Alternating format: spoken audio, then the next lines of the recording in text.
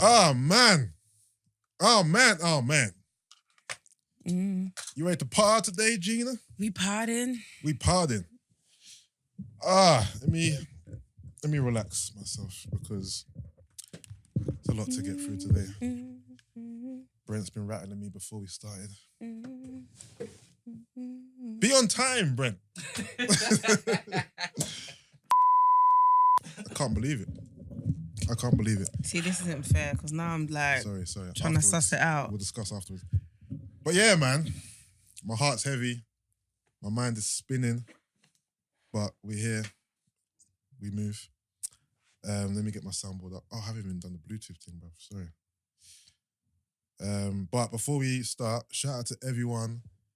And shout out to Biggs and shout out to the response from last week's episode. It was tremendous. Sensational. It was tremendous. You lot really seemed to, connect. It's sick though. With, it's like what Biggs was saying. The way we felt hearing it is the same way they felt hearing it. So the amount of messages people have sent me and it's like, gee, and my response is, bruv, imagine what it was like being in his presence. Yeah. Like you were saying I wasn't even talking. I was just no, you listening. wasn't. I was looking at you and I was like, when you lot watch the video, you'll notice like Yusuff just isn't speaking. He's just staring, taking it in. Like it's mad. It's mad, yeah, man. So yeah. Shout out to Biggs, very inspirational. You know what's mad as well? It came at the right time. Like it did. We didn't plan it like that. Of course. But it just literally happened at the right time. And I feel like it's given everyone the kick up the arse that they probably needed at the end of the year, myself included. So, yeah. The amount of like, this is a wake up call. This is a wake up call. Yeah. This is the kick up the arse I needed. I'm going to start living differently from now. It's like, rah. Like what he said really resonated with people. With a lot of people, yeah. Mad. And I think what's the amazing thing as well is the fact that what he was talking about doesn't only apply to fitness and weight loss. It's the fact that it applies to life in general. So it's like everybody had something to take from that. Sorry, Brian, can I get some more juice in my headphones? Yep. And also, I can't find Rochester, whatever it's called.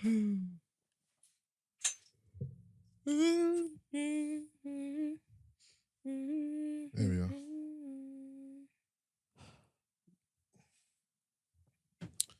But yeah, man. Last week's episode was heavy still. I might even have to listen back to it myself. Just to feel some vim. Some inspiration. All right. Bluetooth on. Soundboard ready. Gina, hit it. Hi guys, it's just Jean here with Big Man Yusuff and Brent, and this is Meet Us After 7. I fumbled the bag.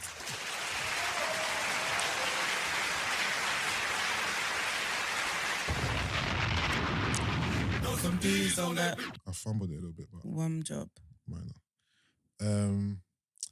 How are we all doing in the room? How's everyone? How's Gina? How's Brent? How's everyone? I'm extremely tired, man. I'm not gonna lie.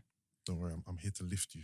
But other than that, yeah, everyone blessed, everyone good, everyone in good health. Mate, man's alive, good innit? Minds, like, yeah. Shout out to all the listeners out there. I hope everyone's blessed. Hope your family's blessed. Hope you're all healthy, well, feeling good, feeling great. Whether or not you're at work today, you're at home. You're in the gym, you're commuting, walking down the street, getting Tesco, wherever you're doing, wherever you are. Thank God you're alive. I hope you're blessed. Amen. But yeah, man, where do we start? Do we start at the most obvious place? Yeah. Kobe Bryant. Bruv. Kobe Bryant. Absolute rattler.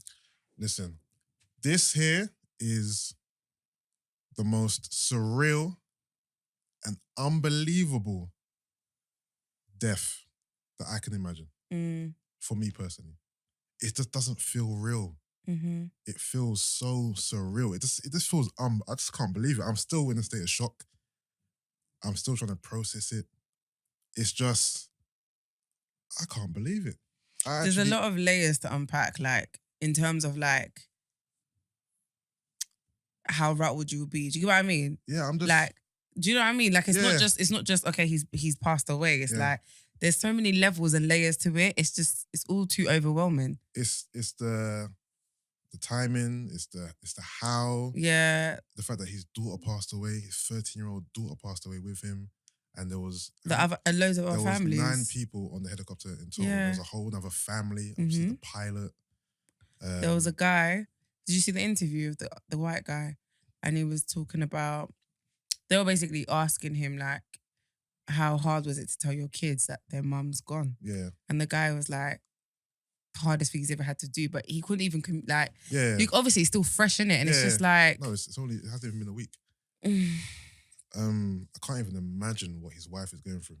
And their youngest daughter's not even a year old, right? I'm not sure. Yeah, I'm not sure.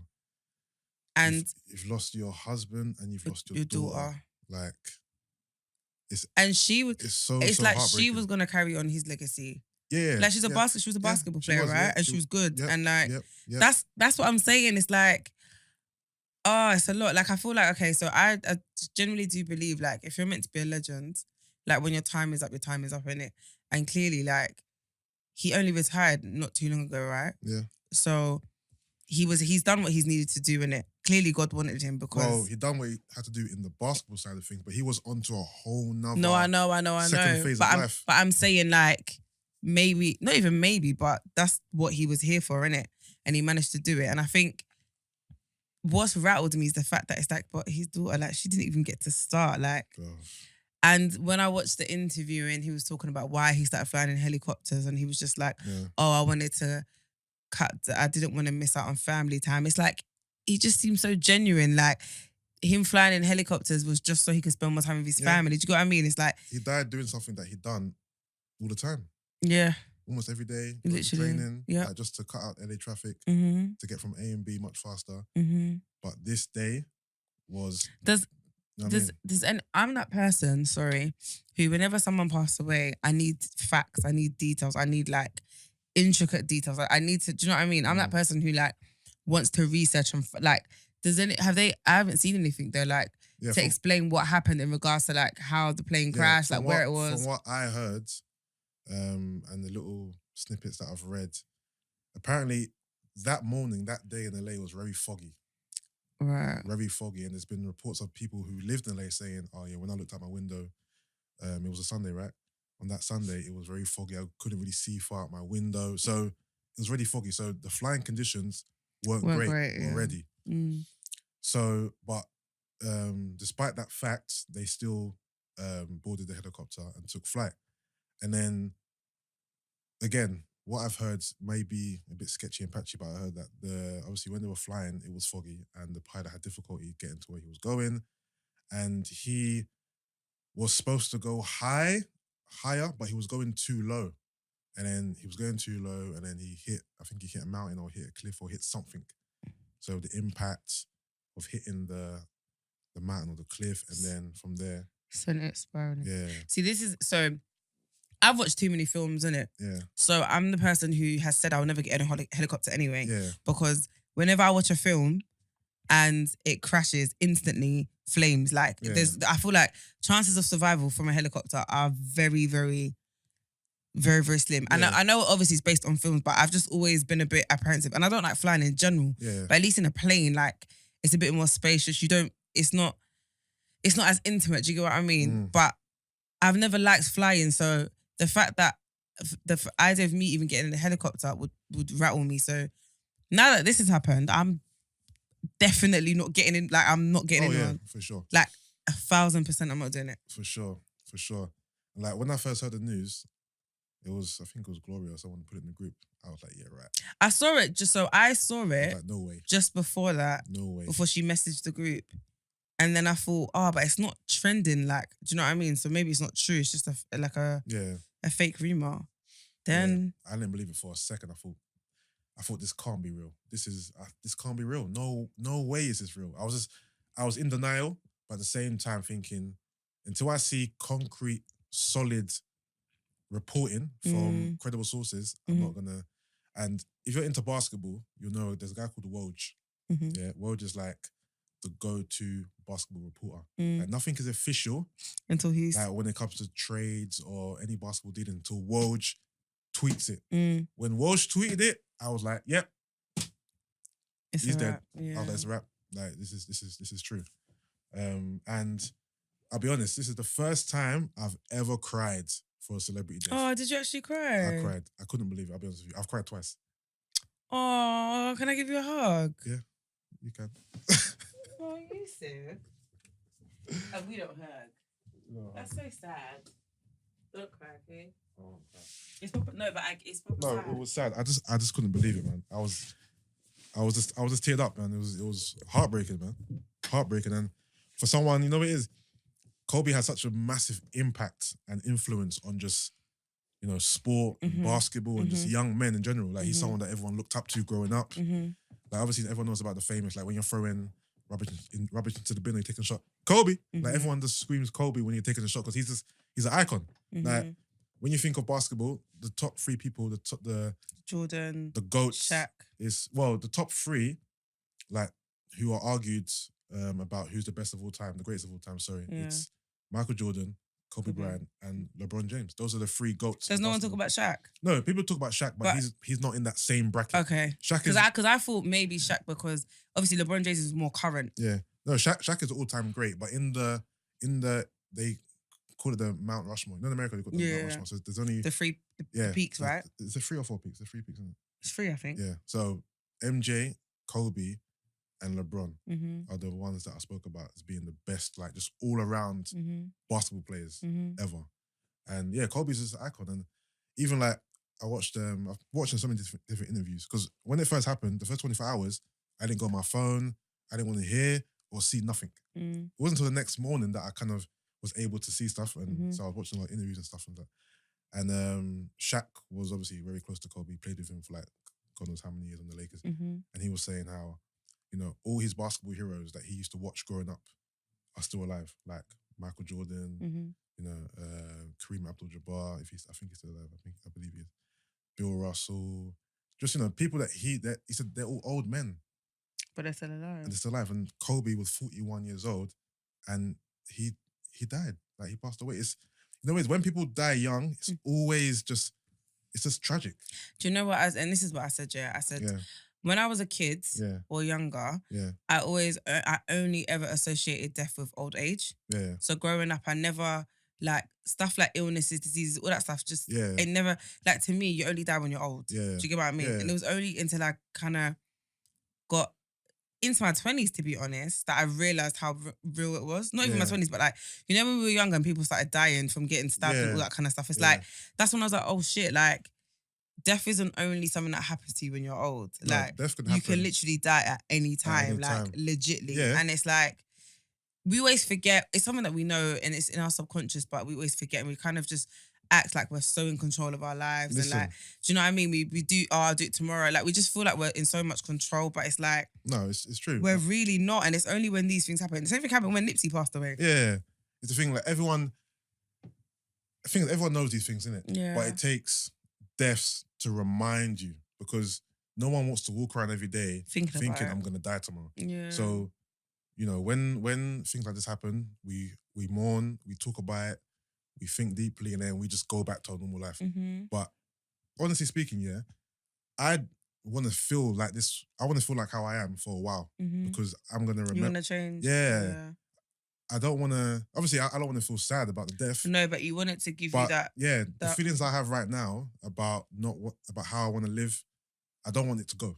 I want it to stay with me. So, but I got to keep some of that sorrow for it to stay. Yeah, you want a reminder. Yeah, because, like, I could die tomorrow. It's not a joke, bruv. Like, Facts. Life is not promised, bruv. This could be my last day on earth. You never know. When you wake up in the morning, you don't know what that day is going to be like. Like, if you think about, you know, bad stuff that's happened to you throughout your life, the morning of that incident, you never knew it was going to happen. Yeah. You never knew. Like I could be dead tomorrow, next week, a month from now, a year from now. My life could be done, innit? And that's the harsh reality of life, bruv. Like, it's mad. Life is fucked, bruv. I'm telling you, life is fucked. When people like Kobe Bryant die, and the thing is, people die all the time, but so death is common. Death is not uncommon. Yeah. But when someone who's had a massive impact on the world, someone who's idolized, someone who's looked up to, someone who's, you know, people study this man, like he's worshipped. When people like that die, it just has a massive impact. Do you know what I love? Do you know what I love as well? Yeah. Yeah. It's like nobody can come and, like, say anything bad against him. Like, well, I've not seen anything. You know how like whenever it's one of us, let's be honest, like the mainstream always will find a way to kind of like, so like for example, when Nipsey passed away, it was like, oh, he had a song called Fuck Donald Trump. Like they kind of try to like tarnish his name or like, do you know what I mean? But it's like there's nothing, no one can say anything. Yeah, there's nothing. Like they, like legitly, they have to pay respect where respect is due and not even try and do anything shady or like. Everyone said the same thing about Kobe. Someone tried to bring up the rape. We're not even going to talk about that, bro. I didn't even know about that. Yeah, so I'm just letting you know that. Some people have. Yeah, some reckless people do still exist in that same light. Fair enough. It was just. Yeah. But like no one even. No. Clearly. Like with Kobe, everyone's talking about his competitiveness, his never say die mentality. You know, he was a winner. He strives for perfection. Like he's just a dog, bruv. Like he just wanted to be great, and he done everything he could to become great. Like he had goals when he first came into the league to be better than Michael Jordan. That was his aim. He wanted to be better than Michael Jordan, and he almost got there. Like he basically emulated Michael Jordan. If you look at, there's a video that someone made here where they compiled highlights of Michael and Kobe together and blended it like different moves. Like they'll start with a Michael move and they'll blend into Kobe, and it's almost identical. Yeah. Like Kobe studied Michael Jordan to the T and mirrored him, bro. Like the guy was a legend. He was great, man. And I just can't believe that he's dead. It's just mad. I can't even fathom it, bro. Like it's crazy. It's crazy, man. Like when I say out loud, I'm like, Kobe Bryant is dead. Kobe Bryant. Like his daughter, man, Gianna, is 13 years old. 13 years old, man. The family, like, I mean, people have lost husbands and daughters and brothers and... Yeah. It's a lot. That's what I'm saying. There's just so many layers. Like, she's, like, for example, his wife, she's not only grieving her husband, now she has to grieve her daughter. The siblings have to grieve their dad and their sister. It's like, it's all too much. Can't even imagine what she's going through, man. Can't even imagine the pain. The pain must be too heavy. No. Heavy.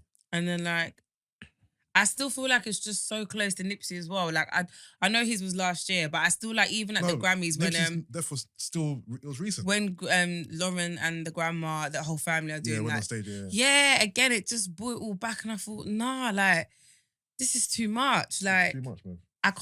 I look at Lauren London and I have so much respect for her because she's held it down. Like, we haven't seen her cry. She's probably been strong. Like, obviously not saying that she doesn't cry behind closed doors, but she literally has composed herself so well and kind of just kept on going. Yeah. And I have to rate and respect that strength. Like, and if I look at her, I just think, how do you do it? Because me, I don't think I'd even like not still have a career, but do you know what I mean? She's still active. Yeah. It's mad. It's mad. I want to play a clip, you don't mind. It's an analyst called Skip Bayless. Everyone, if you watch basketball, you kind of know who he is.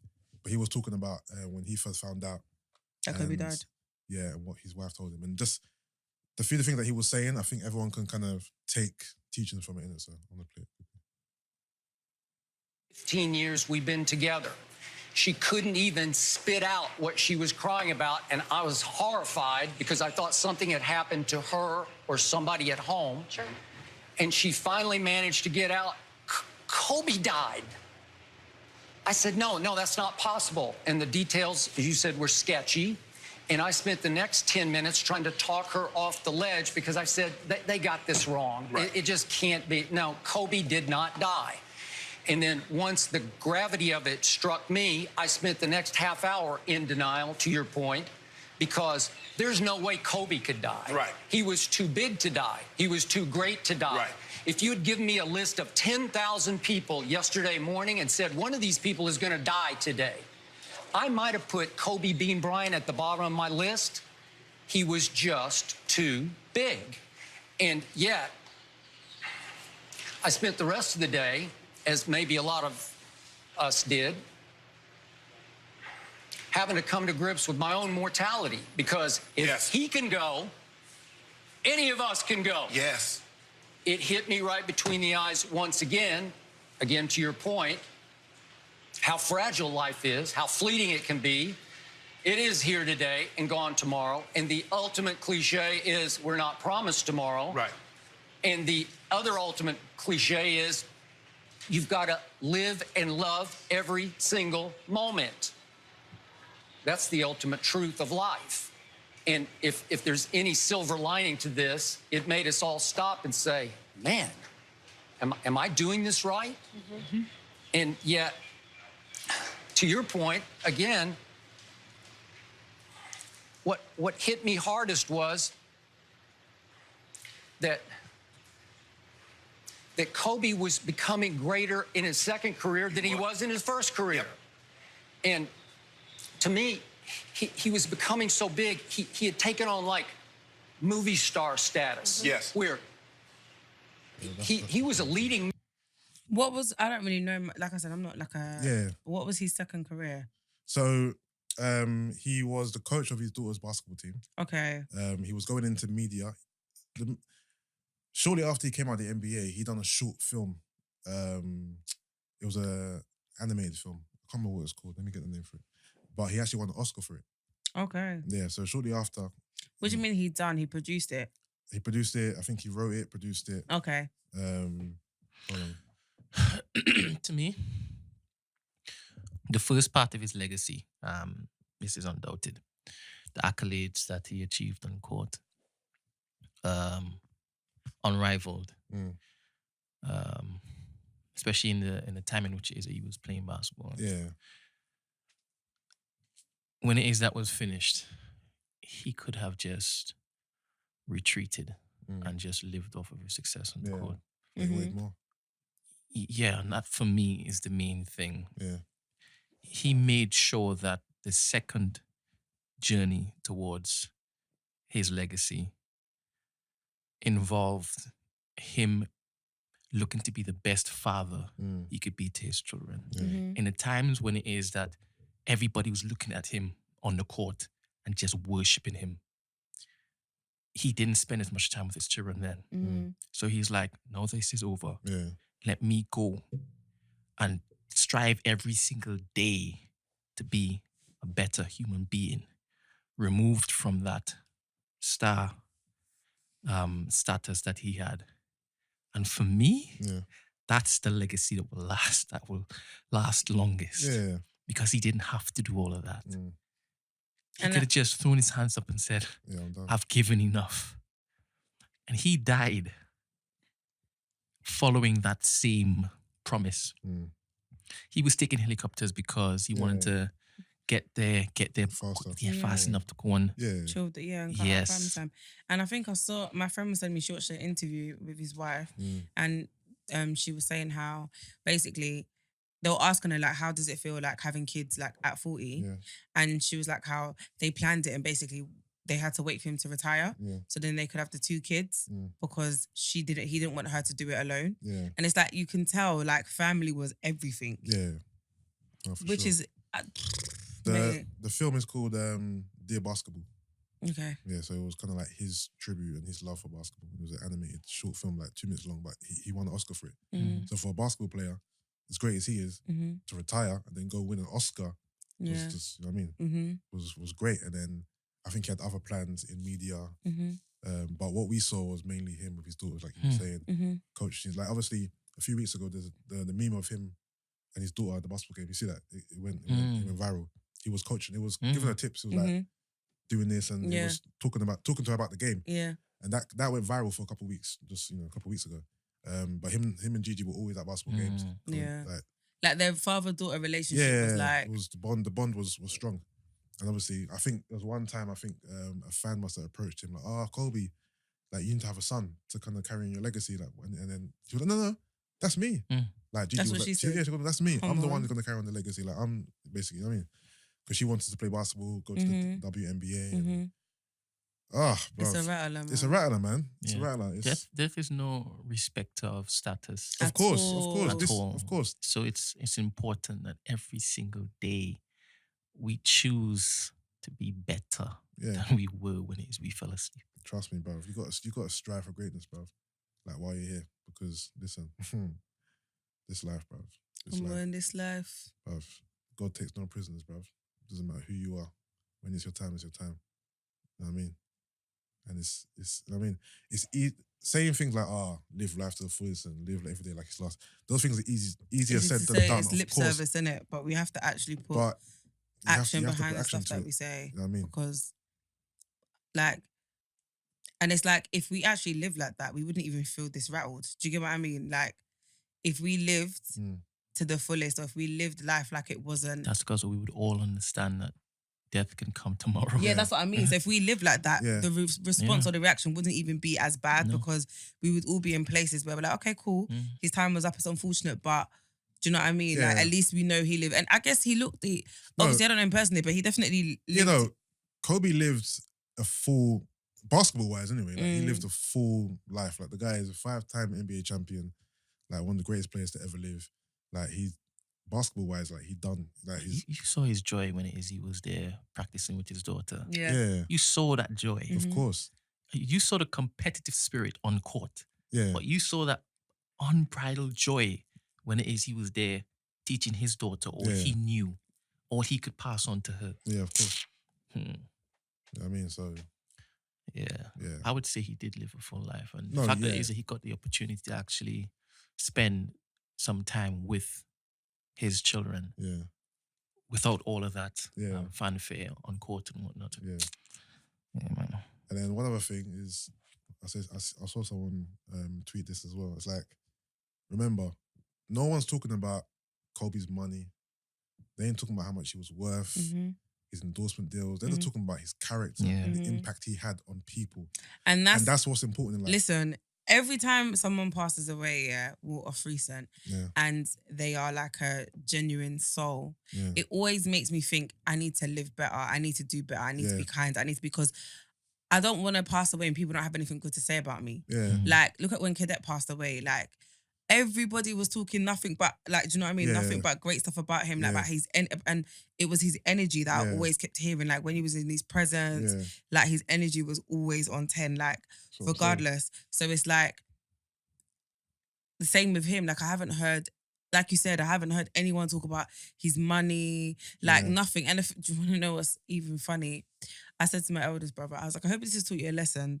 Bruv, stop being stingy and spend your money. You can't, when you die, you're not dying with your money. It means nothing, innit? Like when live you your die, life. your money, your possessions, all the frugal things of this life, they mean absolutely nothing. I'm sorry. It's just all about, Thank you. what you've done. No, let me hold it because it's with Brent. No, I'll leave it there.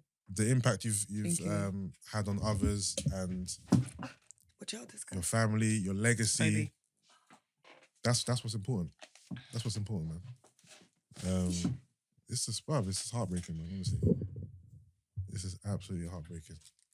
But you're a basketball fan. I was gonna say that. I was gonna say you were in LA when we spoke. Yes, I'm a basketball and I was in LA. Yeah, I know you're a basketball fan. Yeah. So how was Crystal's joined us, by the way. Hi guys. What was the temperature like? It was horrible. In LA at the time. It was horrible, and I think it was weird because it was like every other day that week, it was like the weather was good, like 24, 25 degree, like clear. And we wake up on that Sunday and it was like cloudy. Like even when we went out the night before, it was like hella foggy, like driving at like 2, 3 a.m. to like party to party, which was hella foggy. So we're just like, it's a bit weird. Like, why is it so foggy? So when we woke up, because I went to church with my friend, so we got to church maybe like 10 a.m, hella fog. Like, you couldn't even see that far in visibility. See, that's annoyed me because it's like, if that's the case, obviously it's not their fault and they wouldn't have known, but it's like, why would you get in a helicopter? Like, the fact that you're even saying common car where you're not in the air, if common car and being on foot or is risky, let alone being in the air and not being able to see where, do you know what I mean? And obviously you've got buildings, you've got mountains, like it's annoying. The weather you could tell. And it was so strange because for me, I woke up and I was like, it's not usually like this. It wasn't like it just, and it wasn't even forecasted to be like that. So I remember like my friend, like we're trying to figure out what to wear for church and stuff. And I was like, it doesn't look that sunny outside or whatever. And then it was cold, foggy. It hadn't rained. So it didn't look like everyone's thinking, okay, it's going to lift up, obviously, because Grammys, a few hours. And then it was at church, and then the group chat went off, and I was like, what are you guys talking about?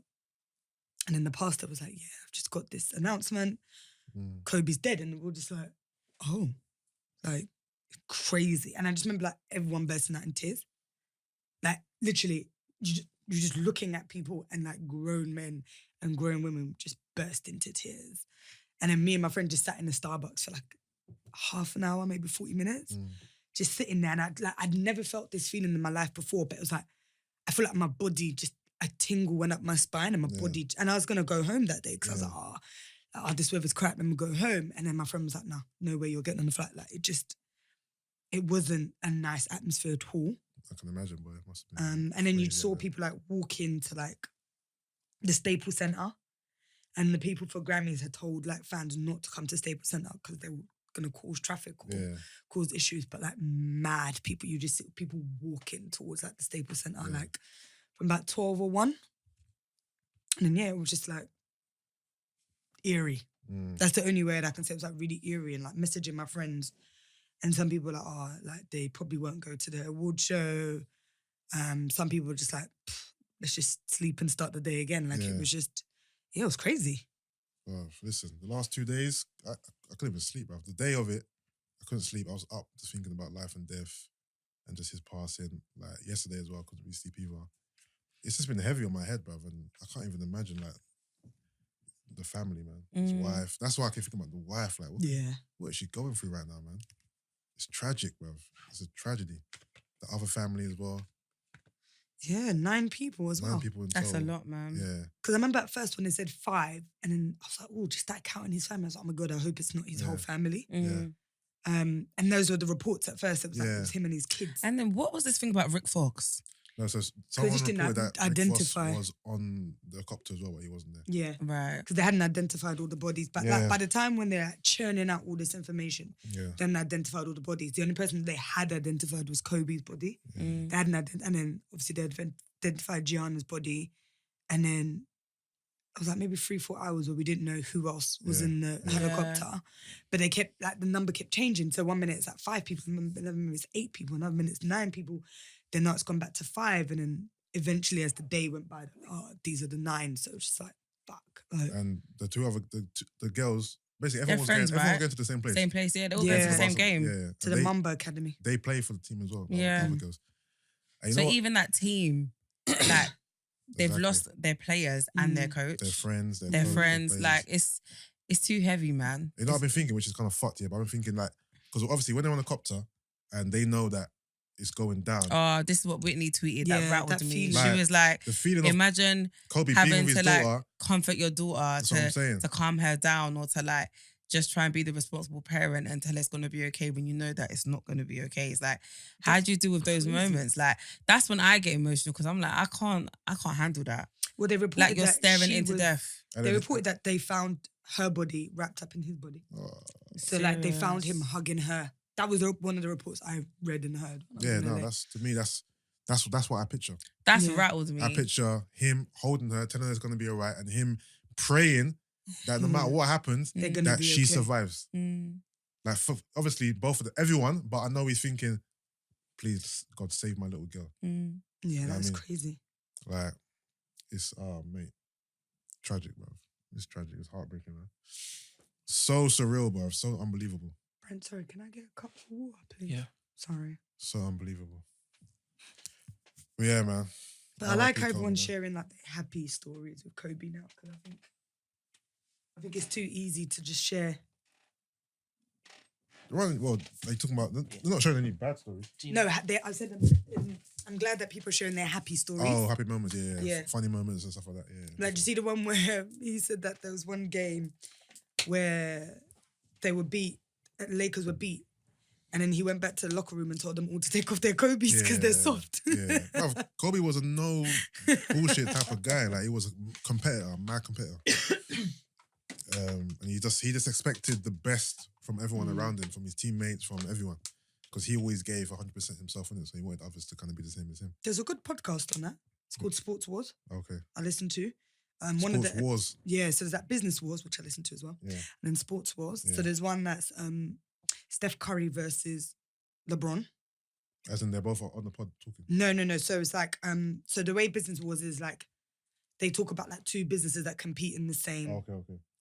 in the same field. So there's like Netflix and Blockbusters, all that type of stuff. So the sports one is just like two big sports people. So there's there's a Shaq and Kobe one. Okay. So there's that one episode where they introduce you to Kobe, talk about his life, all that type of stuff, and then one about Shaq, and then about just their journey playing in the Lakers together and just dealing with that. But obviously, from the research that they do, that they research based on like what players remember. Yeah. So it's really, really good. So I remember listening to that maybe like 3 or 4 months ago, and not really understanding like the real issue between him and Shaq. I know like they weren't like beefing, but just the issue was like Kobe thinks Shaq's lazy. Yeah. Shaq's just like, bro, I'm like 230, 250 pounds. Yeah. 7'4". I need to save my energy. I can't. Shaq got heavier as the years went on. If you look at Shaq on the Magic, when he was tall, slim, but still kind of muscular. Zionish. The older he got, he just got bigger and bigger and bigger. I never even realized that they played for the Lakers together from the start of Kobe's career. I thought that 96. Yeah. In my head, I always thought that Kobe was there first and Shaq came later. No, Jerry West. So Jerry West. Yeah, he got both of them together, but I never realized they both came in 96. Yeah. Because obviously they only won their first championship in like 99 or 2000. Did you see that tweet? I remember there was one tweet when Kobe was talking about how many rings he's won. And then Shaq, you would have got more if you just passed the ball. It's funny because Shaq ended up with only 4 and Kobe got 5. Yeah. But yeah, shall we switch the gears a bit? Please, because brighten the mood a bit. This is mature content. It's not really Grammys, Roc Nation Brunch. The funny thing is, I never even, because of the Kobe stuff, I never even took it in the Grammys. Yeah, neither did I. All I know is that Nipsey won for best song. Best rap song,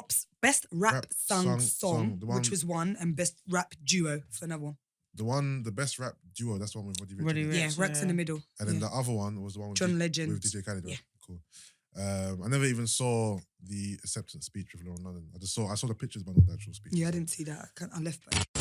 So the Roc Nation Brunch. I cannot. The Roc Nation Brunch went down Sunday night. We saw Posty there. Yeah. We saw Rap Man. I saw a few like Charlie Sloth was in the building. You guys can tell I'm quite Highland right now. Yeah. Some off-air activity. Some emotionally charged is the word. What's it called? Yeah. I didn't really take it in, to be honest. I don't know. I didn't take it in. But it looked nice. Yeah. I felt like last year it had not had more of an impact, but I don't know. Like I took it a lot more in last year. But I guess obviously it's because of the kind of like the other events that happen surrounding it and My first thought is, did Posty meet Jay-Z? And when he did meet Jay-Z, what did he say? Wow, Jay-Z. Yeah, for real. East London. And who was it? You that said someone said, "Oh, he's a +1 or something." No, it wasn't me. That was UK Gossip TV. Oh, was that what they said? Yeah, it said that apparently he's someone's +1, which to me doesn't matter. At least he's +1. He's there. Yeah. Where were you? Exactly. Watching from your screen. If you're there, you're there. But it looked good though. I like the whole pastel theme that they got for the colours. Did they say something about it was inspired from Nip and... Yeah, I think the floral arrangement with the flowers was inspired by Nipsey and Lawrence. Photo shoot. Yo, tell me, right? Mm-hmm. What do you say about men and their painted fingernails? Oh, Mark. Yeah. Not just Mark, because Jay-Z had his done too. Who had painted So nails? basically, there's a guy on the Joe Budden podcast called Mal. He's got like, it's not like full painted, but he has like illustrations. He has like pictures on his nails. Oh, is it? Yeah. Thing he has So it's like decorations. A1, but his A1's too. He's different though. He wears wigs and shit. Like, have you seen the picture of him wearing like the blonde wig? Yeah. With the glasses, and he's painted nails, and even in Lyrica's like, ooh, child. Like, I don't know if you're. But bear in mind, securing yourself. Bear in mind. Yeah. Mal's position on that podcast is that old school. The macho man. Yeah. What does that mean? He's always like, hey, that fruity, get that away from me. That's crazy. But hold on. Do you not find though sometimes, people that project that narrative? But not Mal. No. Have you watched the Aaron? So you're saying he's in the closet? Have you watched the Aaron? Is it Hernandez? Hernandez documentary. Hold on. Haven't we spoke about that? No, we've not. So that's on the talk, bruv. Listen, Aaron, have you seen Aaron Hernandez? I know. I listened to the podcast about 6 or 7 months ago, so okay. I'm aware of the story. But fam, like prime example, of over masculine, trying to compensate and like prove that whole macho bravado thing, but you're gay. So it's like, do you get what I mean? So it's Was he gay though? Allegedly. No. I believe that he was. Allegedly. You know what I don't think it's... With the gay thing, there's no facts. It was just hearsay. No, it's not he hearsay. said, she said. He had a lover. It's not hearsay. Do you know why it's not He hearsay? had a lover. His neighbor, whoever that boy was, he was basically talking about when they were younger, they were in a relationship and doing a thing. Yeah. Has got no reason to, like, what are you going to gain right now from speaking out on your so-called truth? Like, he's got nothing to gain. And then also, the inmate who came out and said, like after he passed away and said, we was in a relationship or whatever, like, he's got nothing. These people don't generally have anything to gain. Think about it. Like, no one's paying them. Like, do you know what I mean? So I believe it's facts. I don't think it's hearsay. And even his brother, didn't his brother say something about he believed his brother was molested when he was younger? And also said that when he was younger, he used to ask his dad like a lot of questions and their dad was extremely homophobic and kind of shut any, not even questions, like just genuine questions you might ask as a kid, innit? But their dad was extremely homophobic and shut anything, like, do you know what I mean? So it's like, I don't think it's a lie. Yeah. Do you know what I mean? No. I believe that obviously he's not here to say whether it's true or not. Most probably true, but I'm just saying it just seemed a bit, the way they portrayed the that side of things, it seemed a bit fishy to me. I don't know. Did it? I didn't think so. It didn't come across genuine to me. It just seemed like a soap opera. Nah, and I thought it legitly was. It makes sense. Like it's not the first time you've heard of it where there's guys who would act like proper man them and go above and be. My client, does she not? She went to school. You know that guy who sorry, you know the guy who's the porn that came out 2 years ago, the Hackney boy. Yeah, the porn. Don't you remember? So there was a guy from Hackney. This Hosty. like, wow. I'm joking. About 2 years ago, there was this guy from anyone who's seen it, it came out, it went viral on everyone's phone. There's a black boy from Hackney. He's proper known, like thug of the family, like a known. He's from. He's the one that's doing the Dougie and that. Nah, I think Pembury Estate. There's one guy who's. No, he won't do. Fam, it's the guy doing the Dougie. No, it's porn. Or the mini rock while I was fucking the girl. No, yeah, no. He's basically being treated like a slave by two white men in a football. Oh. No, but it's. That didn't reach my phone. No. It went, yeah. No, they kind of like. You're going in that direction. No, it's visual. Basically, Pembury Estate, impossible. No. This is the thing. Impossible. No, but Brent, this is it. So in the video, he's getting fucked and given head at East the same London time. With the man it definitely wasn't East in Pembury. London, man. No. It wasn't in. It was not in Pembury. He's from. Amen. He's from. He's not from Pembury. I'm gonna clap all this up. No, so I'm Brent. gonna remove all. of this. No. Listen. So that went around. Love is love. And everyone was talking about it, saying nah, like. And apparently he got run off end. So all his boys. All the man them, like, people started coming for them saying, what, you man are gay, and they felt betrayed because they didn't know. But there's nothing wrong with no, but why did he get run and off? then everyone asked, like, was it for money? Because no, it's a legit porn. It was on Pornhub, and when I got sent it, I thought, no, I can't watch any more of this. But fam, two guys, white. two white guys. So it starts off. They're in like a they're like football coaches. That's okay. That's all right. No, but they're like football coaches. I don't. And then they come into the locker room. Spare us. Then they literally the gory strip him. details, Fam. Gina. But anyway, so when we were talking about, me and my client were talking about that Aaron Hernandez thing, she was like, the boy I'm talking about went to her school. Yeah. So she went to school with him. She was like, you think anyone's seen him since? She was like, listen, he's been on the run since. And she was like, growing up, he would be the last person. Like, he was so, you know them kids that probably would stab you at the age of 11 for your lunch money? She was like, he was proper like roads. So it was such a contrast. And then I was just like, but that happens though. A lot of the time if that nigger in the wire? Omar. He should have been like him. Yeah, but with Omar, at least Omar owned it. Yeah. Like I said, Omar was one of my favourite characters in The Wire because he didn't give a damn. He went in the closet. He was in a relationship. He showed off his bays. Like, he's my favourite homosexual. There you go. Well, fictional. I think he's... Oh, you know what? No, I think isn't he gay in real life? I've seen a few interviews where it's kind of sketchy. Like, he's not saying A or saying B. It's kind of like towing the line a bit. Yeah. I don't know. But sorry, where were we? So off topic, sorry. Yeah. Talking about, and then we went even off topic to talk about Aaron. How did I start talking about Aaron? Macho. Oh, painting your nails and being random. No. If you're secure in your own masculinity and you're secure in yourself, you can do what you want. There's no issue with it. I don't see any issue with it. As in, we can wear skirts and... If you're comfortable in your own sexuality and your own... Do what you want. Would I do the nail thing? You know what? Girls always tell me I got great nail beds. You have. I'm not going to lie. Your nail beds are lit. Yeah, so maybe. Maybe what? You'll paint them? You know what, Brent? A little fuchsia. You just get clear, bruv. Let me ask you a question. Would you let your daughter paint your nails? Of course. I let my girl paint my nails before. Fair enough. For a day. I had to go restaurant with them. No way. Yeah, the one, not all 10. It was like, I think it was like 4 on one finger. On one hand. But then like, isn't it common in like the rock culture? Don't like a lot of rock artists like wear like black nail polish and stuff? White men? I can't. My choice. No, but the way. Brent, let me get out.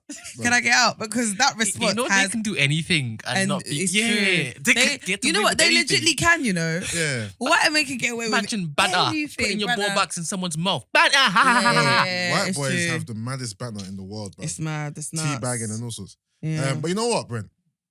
Hold on. Is that how the girls do it, Gina? When they're checking the nails out, do that? Yeah, but you're a prick. Or you do this one. Yeah. And you put it on the background. Yeah. Maybe on your steering wheel. That's the new one. Or if you want to match it to your crepe, what you do is you do this. Girls are so shameless. The worst ones are the nails, the Mercedes steering wheel, and the designer crepe. All in one pick. How do you squeeze all three in, big man? Brother. Man's got your knee above your head, bruv. But yeah, ladies, if you want to paint my nails, you know what I mean? My nail beds are on fleek still. Shout me still. You get me? I just didn't expect it from Mal, to be honest. Yeah, obviously, it's not from him. Because how he comes across. Yeah, he comes across very chauvinistic. Like, he's got a lot of bravado. But that's what I'm saying. Those ones, sometimes you just have to think, Yeah. All right, let's run through some of these dilemmas because we got like 4. Oh, is it? Yeah. I'll try and get the quickest ones on first. The first one is just, hi all, listener from day one, I appreciate the podcast.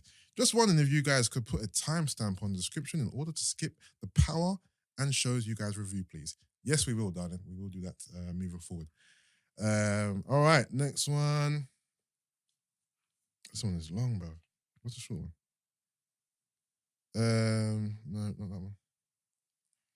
All right, cool. Here's one. Dilemma. How do I get over my ex? Brackets, we broke up last year. And how do I fill the void that she has left behind? Gina, can you feel my pain now, please? Girl. I'm fucking around. I've tried everything. Example, I go to the gym and I've been occupying myself with watching football and doing uni work, but loneliness is a bitch. Oh, was this a guy, yeah? Yes, a guy. My girl, duh. I've even tried to pattern a new thing, but it's just not the same. Help a nigga out. Laughing emoji. Anonymous, please. Of course, always anonymous. P.S. I rate the podcast highly. And Brent, can you feature more because you have an interesting perspective and you always provoke thought. Thanks, my G. Yeah. So, how does this guy get over his ex? I think you should start first. I'm not an expert in this game. I'm still learning it. Let's see. What have you done that hasn't worked? I'm dead. This category is not my forte. Nigga, I'm still learning. Nigga, I'm still trying. Yeah. Let me sit back and listen to the expert. I like you guys help me. I'm done. Help me. I'm done. Help me, John. Listen, I don't know. I need you to help because this is not this is not my category. Okay, cool. So, I think also, I didn't even start. I think what would help is finding out. Oh, I thought we were going to do Jinx, but we didn't say something. No. That's a Jinx private. Jinx private. Like, he probably did. Jinx like, it was, padlock personal. Like, it was I didn't do that. Mine was Jinx private Jinx. I think we've done that as well. Yeah. But I think if maybe having an understanding of why you broke up. So, for example, I find it hard. Closure. For me, I find it harder to move on if I know that there's not room for it to be fixed, but it's not completely like, do you get what I mean? It's not, in my mind, it's not a deal breaker. Like, I just think, do you know what I mean? That's when I would probably find it hard to move on. Yeah. So maybe it's about coming to terms with that and accepting. We can fix this. Yeah, literally, yeah. We can work it out. Yeah. Baby, we can work it out. We can work it out, girl. Yeah. You got my number, right? Yeah. That. So maybe it's about coming to terms with the fact that it's not fixable. And although you don't see it as a deal breaker, maybe to her it was. Do you get what I mean? And that's hard to deal with. But I feel that the sooner you kind of come to that realization, the better it will be in terms of having closure and then just accepting that, okay, cool, you know what? I don't need to think about this anymore because it's just not going to happen and it's written off. What else? There's other stuff in it, but they're more physical rather than the mental. So like you said, like the distractions, finding stuff to occupy your time, going to the gym, finding new hobbies, dating someone else. But I feel like they're all kind of physical. And I feel like the best way, you have to deal with the mental in order to get over someone and bruv, it's mad. Seeing the person move on with somebody else, fam, it is the biggest wake up call of fam. It was shake. I'm not gonna lie. It was shake your soul. The thing is, sometimes that might be what you need to see for you to be able to move on. But that's what I'm saying. Yusuff, you know what I'm saying? Bruv, go and seek her out. Go find her. Yusuff, yeah. You know what's mad? With my ex, I thought I was. In my head, I thought I was over it, innit? Yeah. And this is 2 years later. In my head, I'm over it. Like, I'm dating other people. But I know that I'm not dating for it to be serious. I'm going Ibiza. I'm just having fun in it. But I'm just like, anyone who comes close to me is like, Yeah. But I'm in a happy space, innit? Yeah. Cool. So, like, 2 years later, I think, I'm over it. A whole 2 years, Fam, you know, I realised. 24 months. You know hold on. No. Are you saying 2 years is a long or short time? No, it's a long time. Brent, that wasn't even the end. Still like, no, Brent. It was from that moment after the 2 years. 2 years is not long. It's not long. It's coming up to 2, bruv. Brent, it's not. Do you know what? You think that is long, yeah? When did we break up? 2000. Okay, maybe. Brent, no, it's not 2 years. It's longer. When the love is real. In love is real. When the love is heavy, 2 years is not a long time. Split when I was 22, and then.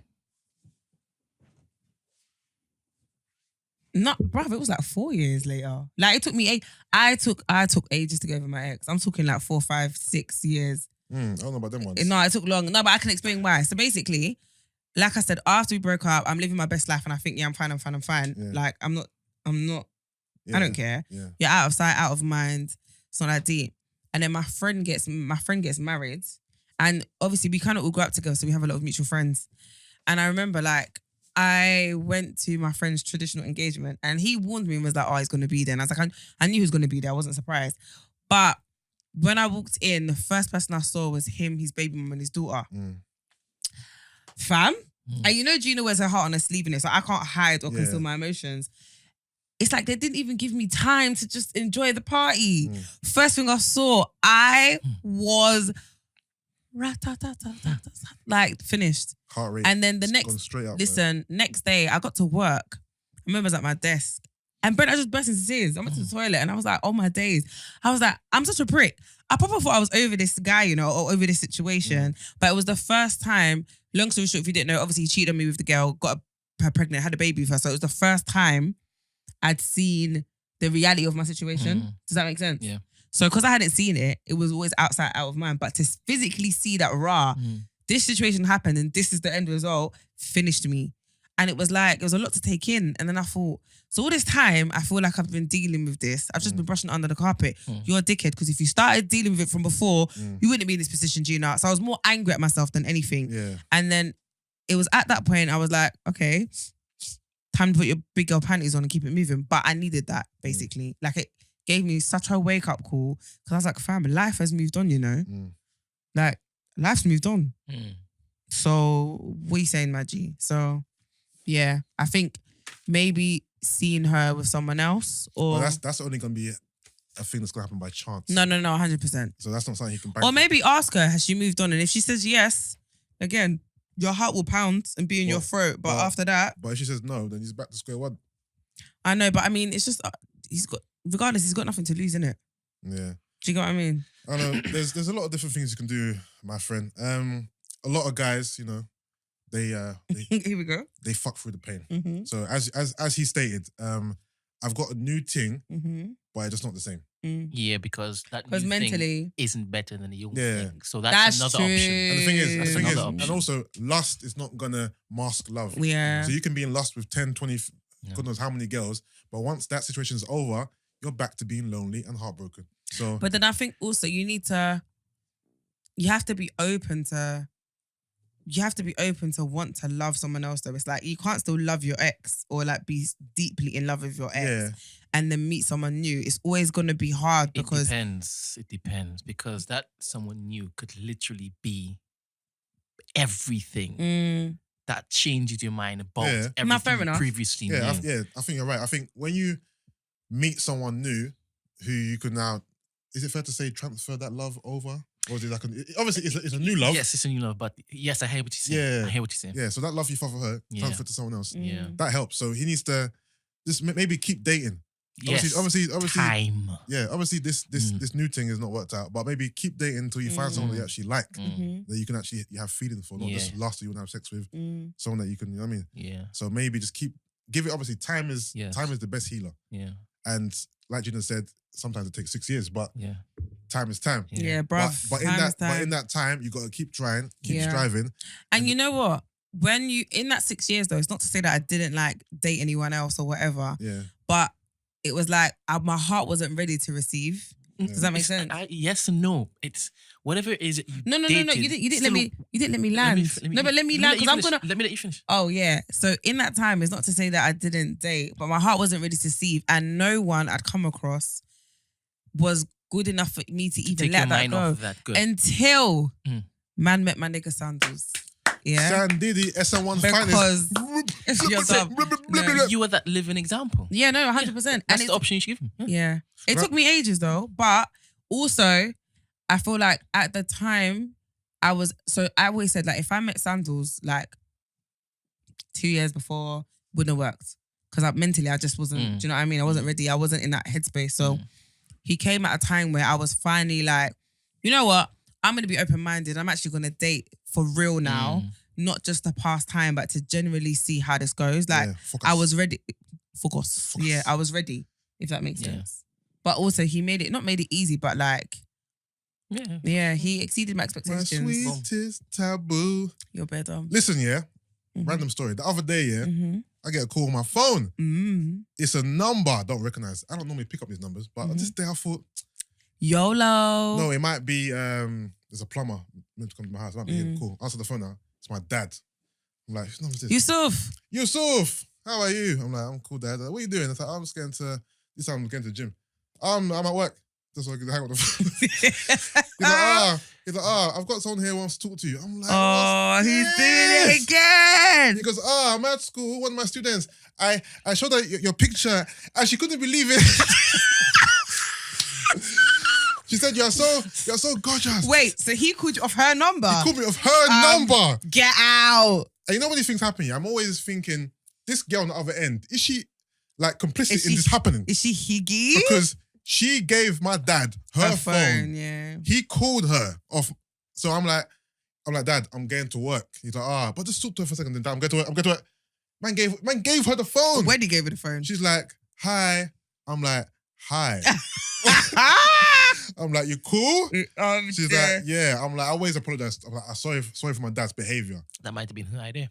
That's what I'm saying. She's complicit, bruv. When she's complicit. And then she was like, okay, cool. Nice speaking to you. I'll let you get back to work now. But now she got you on WhatsApp and all that.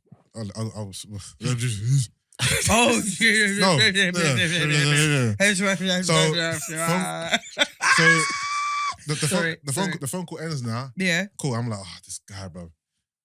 How many hours later? Yeah. Hey. And I'm not even laughing because I feel bad, but I haven't replied to hey. How many days ago was this? It was like last week. Listen, you can't take my number, man. Hate me, bro. I don't know you. Yeah, but Yusuff, that's rude. What does she look like? I know, which is the key question. Her picture's not, no, I'm not, this is not even a blasting. She's not even a bad looking girl. So that's the thing, but the thing is, yeah. Hold on, wait. Please, come on. No, you know what it is? When I look at the picture, I thought, cool, you're not my type. You're not a bad looking girl at all, but you're just not my type. But what's going on, bruv? Why are you complicit in this, bruv? Because maybe she's in that space where... Don't know, my dad is... This is the second time he's done this phone thing. I thought he's done... No, he's done many things, but the phone thing, like, oh, yo, I'm at school, I got a student, here's the phone.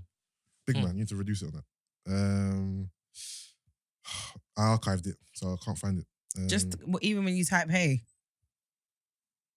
Oh, hold on. She blocked me. Okay, picture disappeared. Oh, she definitely blocked you. It's been a week. Picture disappeared just been now. a week. Yeah, because she's blocked you. She blocked me. Yeah. It's been a week. She didn't block you before, but because you've opened it. No, but I don't have blue ticks. Hmm? I don't have blue ticks. No, but she spoke to you. No, I'm saying she's probably before. blocked you. They'd have to wait a week for a response. No, it's a week tomorrow. So technically, I got 1 day. Semantics. I got 1 day. But no, goodness. I appreciate the effort. The effort. But she wasn't my type. She Yeah. wasn't my type. That's So what it can was. I ask you a question? If she was your type, you would have responded. I'm not gonna lie. Before I've said this in the past, if my dad hooked me up with a banging thing, I wouldn't be on it. But trying to change my ways and that. Mm. If she was a banger, I was gonna be like, Hey, hey, with extra Y's, isn't hey girl. it? So my dad, huh? He's a great guy, huh? But on this occasion, it didn't go that way. Okay, fair enough. But dad, please stop it. It's enough. Nah, your dad is hilarious. Fam. My dad is too much, bro, in that regard. He wants me to get married. He wants me. Clearly, but He's bullshitting me. it's cute because he cares. Yeah, and also I thought, oh, she's not even West African, and he was. Cool. What was she? She looked. I don't know for a fact where she was, but she looked either Arab or Eritrean or somewhere Okay, in that vicinity. fair enough. All right. Shout out to So is Pops. that what we're saying? Yeah, about that. So that's how Oh, about him. concluding. Yeah. What, for him to date more is what we're saying. Or what we saying? So the conclusions are maybe get closure, date more, and time. Right? Yep. Yeah, follow your mode. Okay. Boom. All right. This one is more of a recommendation type. Hey guys, I was late to the party, but big fan of the pod. Just a quickie. Can you recommend any PTs in Birmingham? I tried to do some home workouts, but my toxic trait is laziness. Brackets, don't judge me. So I'm constantly falling off. I think I need someone to be accountable to make working out my habit. Appreciate any recommendations and advice. Is it a girl or a guy that's emailed? It's a girl. There's a girl I know called Lauren Alexa. Lauren Alexa. Where can she Hold find on, her? I'm gonna get her actual Instagram. And what's those two guys that them not know? Yeah, it's called. Her name is Lauren Alexa _fitness. She's from Birmingham, and she's a PT. And who else lives in Birms? Yo, Brent, you know Oh, Jovan. Jovan, yeah, Jovan. he's from Birmingham. Yep. Jovan, what's his Instagram? I can't find it. Is he off? Let me see if I can find it. Was it? It was Jovan for real. I thought it was. Maybe I'm spelling it wrong. Ain't it with a H? I feel like there's a H in there somewhere. I think I'm just spelling his name wrong. I definitely spelled his name wrong because he's definitely still on Instagram. Jovan. On Twitter, it's Jovan Real 2. How do you spell the Jovan? JAVON. Yep. Real. Oh, it's Javon REAL. Real _fitness. All right. So Yeah. holler at Javon or holler at what's the other person? Lauren Alexa. All right, cool. All right, last dilemma. This one is a funny one. All right. First off, Happy New Year. I just want to say that your podcast is my favorite podcast. I love tuning in every week. Gina is the ultimate body goals. You're such an inspiration. I pray Thank that you, God girl. continue to allow your business to progress. Amen. And Sandals finally puts a ring on it. LOL. Girl. Big man use. You never fail to amuse me every week. Thank you. But quick dilemma question. So I have This is jokes. So I have a major crush on bleep, bleep, bleep. I can't say the person's name is. I'll show Brent quickly so he can be privy to the convo. Yeah. So don't read it. Just read who the person is. You see it? Rah, is it taking you that long to see? Oh, he's reading the whole message, obviously. I'm trying to find the... Oh. Okay, cool. So I have a major crush on bleep, bleep, bleep. Obviously in... Okay. Yeah, because you flopped. I don't know what's coming next.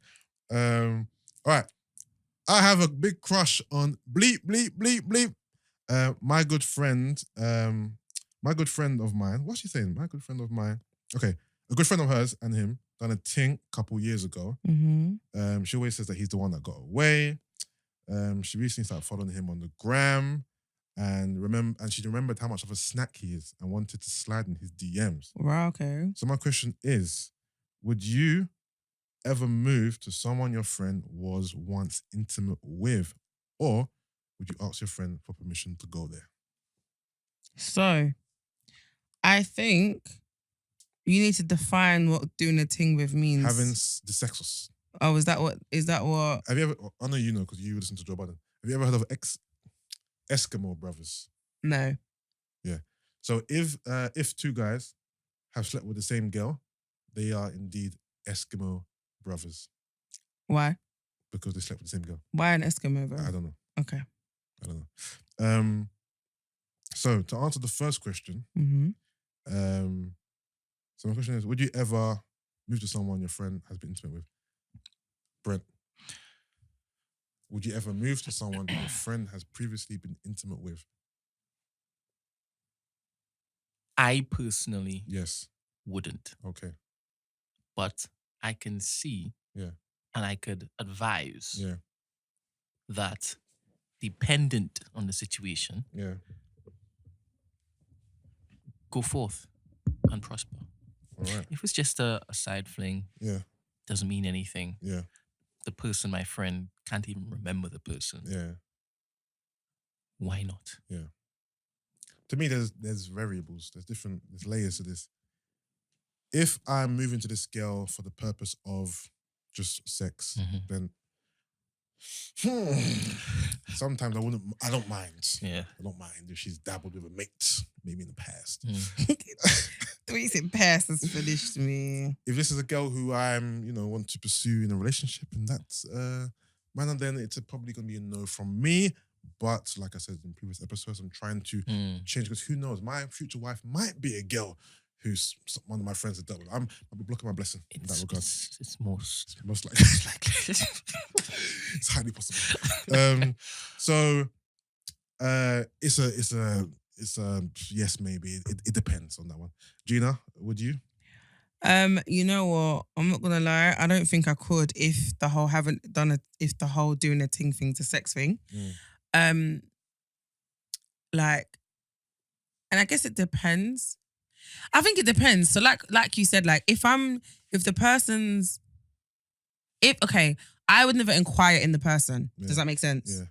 But if the person inquired about me and my bedroom or whoever didn't really care and they'd moved on and it was ages ago, then I guess I shouldn't really care. But I'm saying I wouldn't actively look at someone my bedroom's been with. Yeah. But then also, it depends on how close they're, because you know how some people call each other friends, but you're not really. Yeah. Do you know what I mean? It depends. If it's my immediate, package life and Gloria, hell no. Yeah. Do you get what I mean? Yeah, I think But proximity is also so.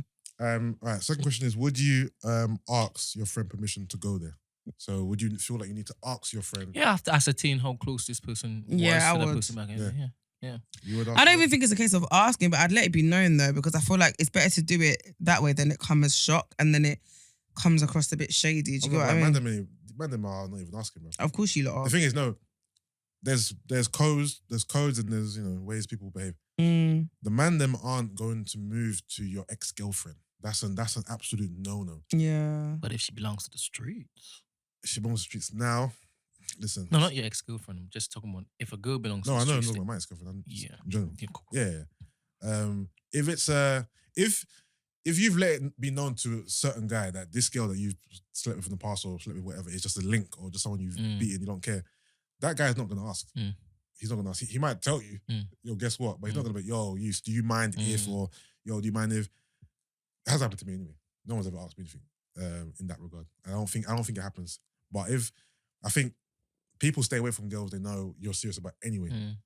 So that's, I think man them shouldn't ever lie about how they feel about girls, because if they do that and their friends are interested, their friends are going to act accordingly based on what you told them. You told them, yeah. So if you lie to them, oh, nah, she's just it's on you, or whatever. It's on you, because you should have been honest from the start and told him, no, I like her. I have feelings for her. But guys are still, they don't want to express themselves and say how they really feel. So that's a whole different topic, isn't it? So what are we saying? And because we know who this person is, I'm saying, baby, go for it. Do you feel, slide in. Yeah. slide in. Yeah, you seen slide in? Word. Babes, jump in the DM, bruv. I'm surprised he never asked who she was. I know. Maybe he knows. He might do because I told him and he never seen. He never. Yeah. I think also. So basically, what she's saying that her bedroom. Oh, it's a bit. I get why it's a bit sticky though, because her friend's basically saying how he's the one that got away. And wait. So her friend has told her. Yeah. That he's the one that got away. Yeah. Then I wouldn't slide. Oh, leave that alone. Yeah, I'll leave it alone. And the fact that she saw him. Ask her. But why isn't the friend who's saying he's the one that got away trying to get him back then? If he's because maybe there's a reason why it can't come back. Maybe he don't want her like that. Yeah, and he clearly is the one. He's the one that got away, aka he don't want me. Yeah, he never wanted me. I'm playing. But if it's your friend, that's too close. Yeah. No, the fact that you said that she said that she saw him somewhere like recently and remembered that he's proper sexy.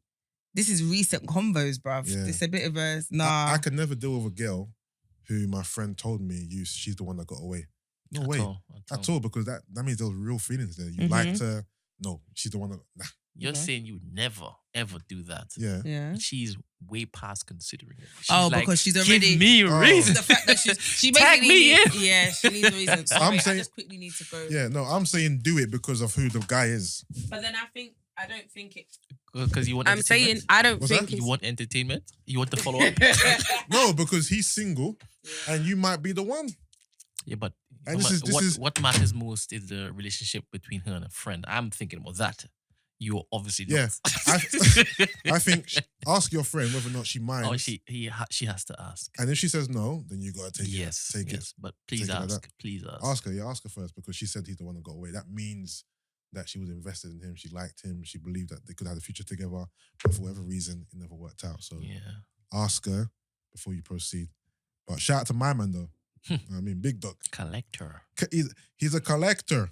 I said that for a while. All right, next one. I don't know if you've had this question, but I wanted to ask your opinions on prenups. What's the best way to ask for it? Please. What's the best way to ask for a prenup? Not like Erica Mena. Hey, Gina, the question is... Our love may not last. The question is, what's the best way...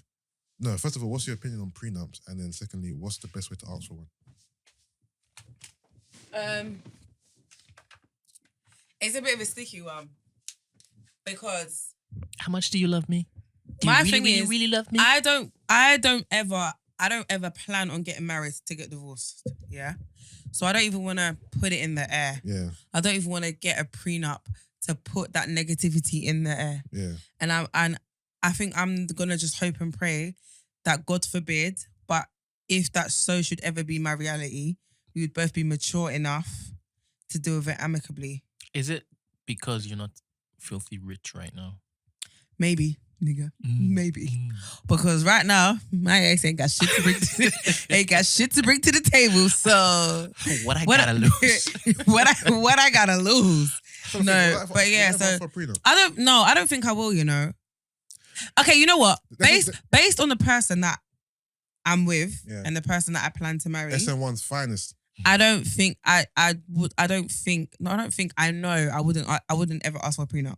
Just based on the person that he is. What if Spotify dropped the bag for us? Yeah, I still wouldn't use. Amen. Inshallah. Not what if, when Spotify dropped the money, when Spotify dropped the bag. Yeah. I'm not gonna talk it into existence. Thank you. When because I said Spotify dropped the bag for Me Myself to 7, yeah. Listen. Am I gonna do prenup? Are you gonna do prenup? No, I'm still not gonna do it. Okay, cool. Based on the person that he is. Okay, cool. Now, if it was another person, I don't know, but I'm just saying, like, do you know what I mean? I would never do prenup, to be fair. I wouldn't. So I wouldn't know how to ask for one. But don't do it how Erica Mena did, because that was hilarious. Erica Mena asked him for a prenup in front of the lawyer, without even asking Safari first. Can I just say, do you not think Tahiri's like a bad omen?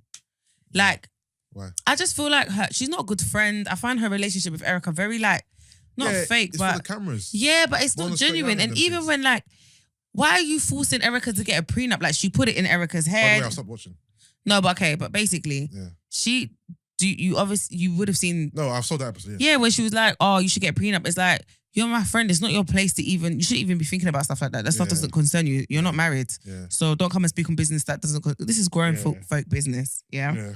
And then when she doesn't ask him, you see her again. Have you asked him for the prenup? What is your own? Yeah. That do you know what I mean? And even on the day of the wedding, they had an argument the day before. Yeah. She came to the wedding and she comes not with a stink attitude, but she comes with a little bit of attitude. And Erica's like, "Why are you not dressed?" And she was like, "I didn't even think there was a wedding happening today." And my thing is, bruv, if even if you thought that because they had an argument, don't come with that negative energy on the day of my wedding. Like, just come dressed. We'll talk about it later. But do you know what I mean? I don't feel. Yeah. No, I just don't feel her energy and her. Getting a prenup is sticky. I think if we are to give advice on the best way to ask for it, just be sincere and honest on the reasons why. Try not to hurt the person's feelings and just express that, I do love you, but in this life, Omo, if you don't have money, you go suffer. You'll get suffer. Yeah. Just be like, you know what? I want to protect, use keywords, like I want to protect myself. I want to protect us and our kids in case something bad happens. It's not going to happen, God forbid, but just in case it does, boom, boom, boom, But then boom. it's still a case of like, I still think you're still kind of putting that negative. Because, bitch, you wasn't with me shooting in the gym, bruv. I hear that. Why should you get somebody, like who was it? It was Ann on Deck, one of them. Oh, that, yeah. Bruv, how much money did he give her? Yeah. Like 31 million or something to that ballpark. I heard it was over 3/4 of his, or half of his wealth. Are you, as Mouth would say, are you mad or what? Yeah. Are you mad, bruv? Nah. That's crazy. So that's why men who have money want to get prenups, because shit can go south. Yeah. Shit can go south. Love is there, but big man, love can go. And the next minute, you know, you're shelling out 31 million to your wife. So is this a man asking how can he ask for a prenup? Let me check.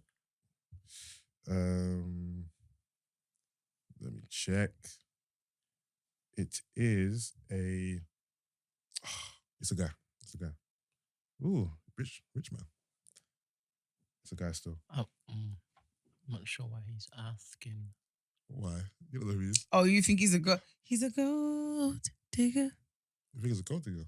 I thought he's looking to put this prenup. In place. Yeah. Oh wow. Because you think yeah, think he must be, because this is a very specific we question. Hope so. Man's asking, what's the best way to ask for it? I hope it's not the reverse where he's like, can I have one to Oh, so he's taking money. I get it. That's what I said. Or it might be happen. It might be that she's asked him and she's asked for it in a wild way. He's like, rah. Or he wants to ask her because she's Oprah and he's Stedman.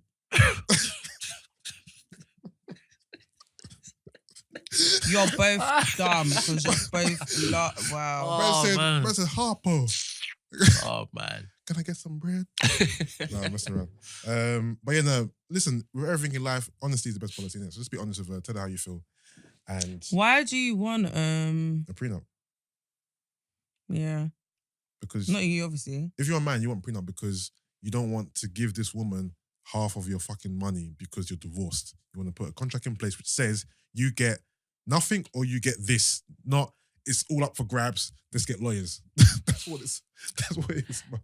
No, fair enough. But can I know I don't want to jump this topic, but can we please talk about Love Island? Because Leanne's obviously just gone home because I'm seeing all the tweets about... Oh, thanks, Gina, for the spoiler.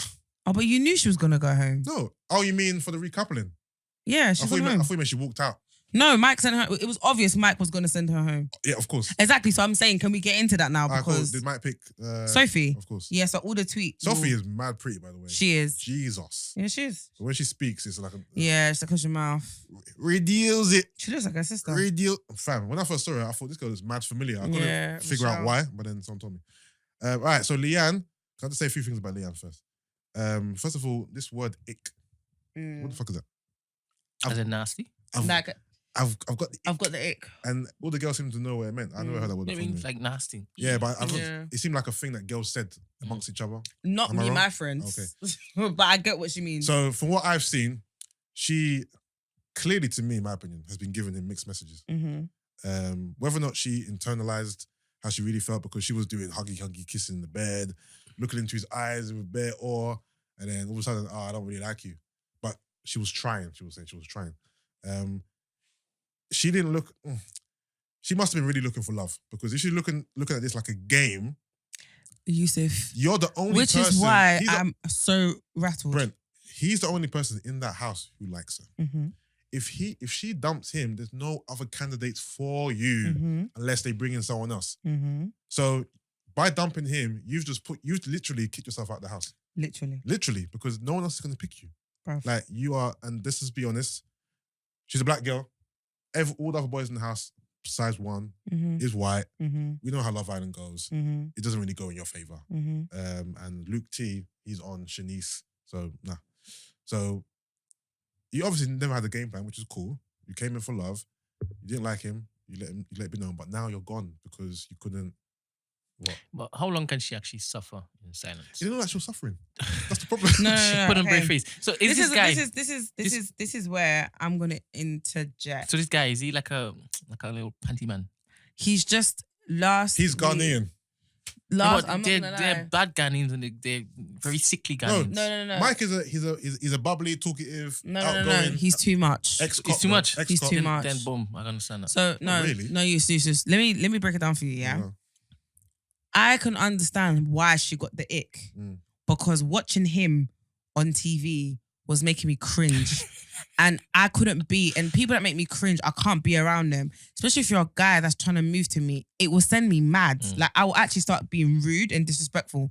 The difference is I won't lie with you. I won't key and send you mixed signals and then be like, oh, he makes me sick. I can't fake things, innit? Yeah. So I think, she actually went in there for love, which means she's stupid. And it's like, sis, how many seasons have there been? Use your brain, yeah?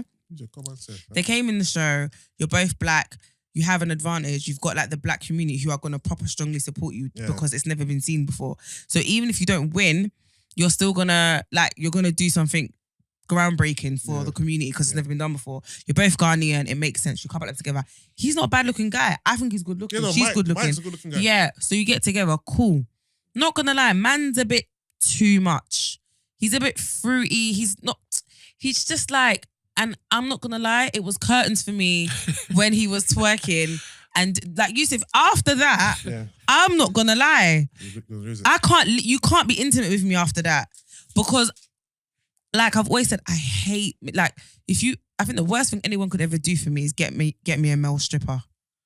Hold on, Brent. Mike is the type of guy in a white corporate environment. I was gonna say he'll be the black guy that all the white guys love. Yeah. Oh, Mike. Because he proper he would take one for the team. He's got like that white banner, like the black guy who's black but would do mad things with white boys. He used to be a police officer in Manchester. Yeah. So he's not. But he's cool though. Nah, he's cool. He's cool. He's blessed. He is, but he's just very OTT at times. So I don't think he's that bad. How is he different to Ovi?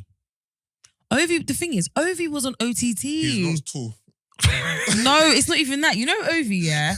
Ovi didn't try to be funny. He didn't always talk and always have something to say. I always saw Ovi doing his own thing. Ovi was very chilling in his own so he's zone. attention seeking as well. No, Mike is very medley. Loud, getting involved in conversations or talking. That's why I say he does the most. Yeah. Ovi used to just sit there with his hat and just bust joke with himself and just be easy. Do you get what I mean? So it's and obviously Ovi's Nigerian as well.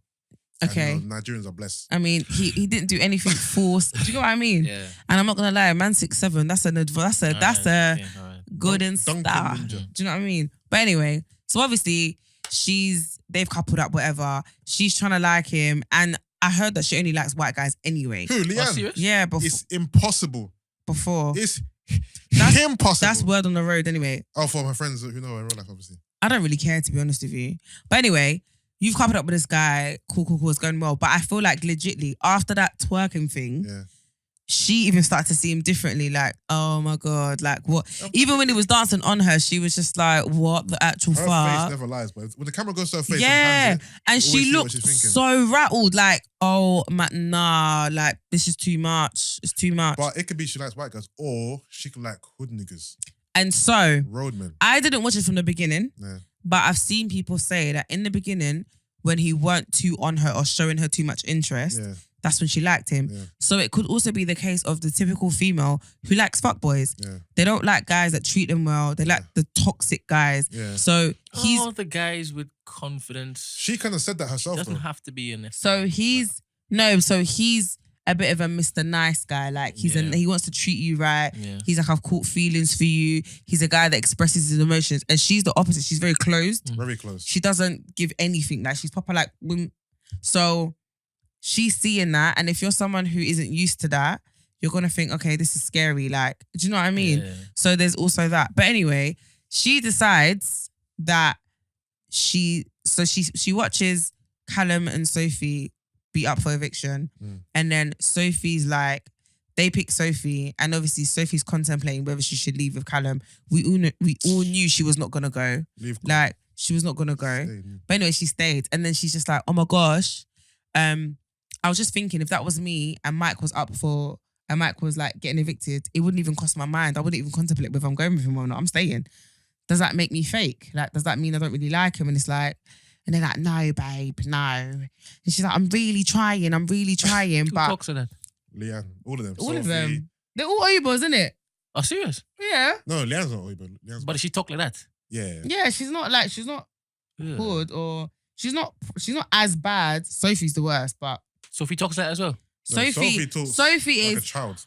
oh my God, you know Callum, like, She talks like a child. Doesn't matter what you look like. I'm not on that. No, That's what I'm saying. she's I'm proper not like, on She's that. mad pretty, but she I talks don't know like why a you got the ump with me. Nah. Like, I'm only taking the piss. Like, you know I'm joking. Like, Callum, like, you got the right ump. Like, that's Sophie, You bro. got the right ump. Right ump. But yeah, anyway. So she's like, oh, I'm being fake. And the girl, she's like, no, but I'm really, really trying. Like, I've been trying to give it time. Obviously, he's told me he's caught feelings, and I've told him, like, I'm just taking it easy. But you know what I mean? Cool. Next day comes, she's like, nah, guys, I need to tell him I've got the ick. Like, when he touches me, he makes me sick. I don't want him to touch me. I don't want him to be near me. I'm like, shut up. Why are you always talking? So she's saying this to her friends. And they're like, wow. And she's like, no, I've been holding back, but nah, I need to let him know. And they're like, yeah, cool, let him know, because it's like everyone else in the house seems to know this but you. Yeah. But he's on the other side talking about, oh, I really like Leanne, you know, like I probably think we can go the distance. So yesterday she's just like, yeah, like I'm done. Like I think we should just leave it. I've tried, but... Do you think Mike really liked Leanne, or do you think Mike was playing the game? I hope the thing is, regardless, that's a smart person Deep right down, there. Yeah, I think Mike was playing the game. That so do I, but it's a smart move. My thing is, yeah, there was a picture on Insta, and it said it had her and him, but they used his face and they wrote in tree and was just like, Leanne, are you, like, in English it was like, are you dumb? Like, do you not know the game plan? Don't you want us to win the money? Kind of thing. Yeah. And I was like, this is what I mean. Like, patting yourselves. You came here looking for love, and now you've gone home. Order. Because to me, from the outside looking in and just analysing Mike, Leanne doesn't seem like someone that will be his type, like personality-wise. Yeah. She's not outgoing like him, talkative like him. She's very closed off and quiet. So I can't really see why he would like her. Past the way she looks. Like, she's very pretty. She's beautiful. She's very, very pretty. She's Who? not. Yeah. Leanne. Like physically, for me, she's not, because she's very small, very petite. But she's pretty. When she got makeup on, but I don't how. But she's no makeup off. I'm she not looks, going no, there. listen, makeup off. She still looks pretty, but makeup on, like it really enhances her. Is what I'm saying. But she looks really, really young. I'm not sure how old she is, but she looks mad young. Yeah. But she's I think she's like 23. very pretty. Who's your favorite? Before we get off, who's your favorite person? I like Naz, and I like. Can I just say something? I strongly believe that Naz is gay. No, he's just small. Okay. Just remember I said this, and if it comes out after like Love Island, he comes across extremely not camp, but Yeah. there's just too many things. For example, he's been in the house for how long and has not coupled up with anybody. No, but that's not because he's gay, because no one likes him because No, he's no. small. No, it's not even that. Is Naz short for something? Nazir or something? He's Asian. Yeah, Naz. Yeah. No, okay, cool. Let me tell you two things. One, I read on Twitter, the place where you read all your good stuff, that someone said that in the house, on general, people, is it desexualized or unsexualized something? Asians. Asians are desexualized, so they don't look at Naz in a sexual way, because Asians in general are very desexualized, if that's the correct word to use. Yeah. in my humble opinion, if Nas was tall and built, he'll be the best looking guy in the house. Because Nas is good looking. He's not a bad looking guy. Yeah. He's good looking, very good looking, no? Yeah. But because he's teeth. small, he's like, bruv, the guys pick him up sometimes. Like, he's tiny. And he's small. That's the only reason. If he was tall, it'll be a different kettle of fish. No? I honestly don't think it's his size. No, it's I honestly genuinely think that he's gay. Okay, cool. Forget the gay thing. If Nas was the same size as what's his name who went home? Connor. With a G. If Nas was his size and built, it'll be a different story, no? Possibly. That's what I'm saying. He's got a good face, he's got a nice beard. Good teeth. Good teeth. He just comes across very... You know, he comes across more... I don't think he comes across gay. He jumps on like and there's nothing wrong with him being gay, by the way. But there's nothing wrong with him. but I genuinely think that that's what I think. You know what? This is 2020. Why haven't they ever had gay people on Love Island? Maybe because national TV is not ready to see that yet. Reduce your face, Brent. Reduce it. They don't think national TV is ready to see that yet. I thought there were gay people on Love Island. That's why my face was like that. Oh. Yes. No, there isn't. I'm the progressive one on the podcast. No, I'm the progressive okay. one. You could have it. It's okay. Oh, so Leanne's gone. Wow. All right, do you think Sophie and Mike are going to hook up, or do you reckon they're just doing it because there's no one's left who haven't got a couple? I think Mike genuinely likes Sophie. Of course, because she's pretty. Yeah, and even when Mike, they did that striptease thing. Remember they did the heart rate thing? The highest he got was for Sophie. Yeah, because obviously, Brent, this girl is very pretty, brother. And she got dimples, and I've got a soft spot for dimples. Though. Yeah, but she talks like Gina. I know. That's the issue. Like when she opens her mouth, that's a red flag. It's jarring. When she opens her mouth, it's an absolute. That's a red flag. All right, cool. Should we do power? I got the amber. Oh my god. What are you talking like someone's nan, mate? Let's get the power. You got the amp bump. All right. Are you going to timestamp me? Actually, no, I can't because you're going to chop. It just clap. Yeah. In fact, I know because of the music. Don't worry. I'll tell you the time. All right, cool. All right, let's go, baby. They say this is a big rich town. No, look at her face. She looks rattled. I just come from the poorest part. Don't know what she thought she was saying. Bright light, city life. I got hold on, who do you think was going to pick her? That's what I don't understand. What, Naz was going to pick her? I just happen to come up hard. No, it was Mike that had to pick out of her and Sophie. I never took a Yeah, straight path, no but way. why is she surprised? Why was Mike going to pick Leanne? No, but I don't get. That's why her face looks like she's like this, like breathing deep. All right, so we got Councilman Tate's episode last week on Power, and we now know that he never done it either. So we're down to Brent and Gina's top picks. Tariq and Tasha, but according to Brent and his spoilers last week, Tariq shot Ghost. So yeah. It never made the timeline. It did, but people are brushing it on the table. No. I've seen it on the timeline. No, what we talked about never made it. I took it out. Oh, you took it out? I can't spoil it for people like that. I didn't know you took it out. Oh, Yeah. hold on. Thank you. I didn't know you took it out. Cool, Oh, you took out the whole power bit or just your... Just my, Oh, that's that bit. Oh. Yeah. I didn't mind you leaving it into. Cool. What was I going to say? All right, so what happened this week? So we saw Tate's point of view.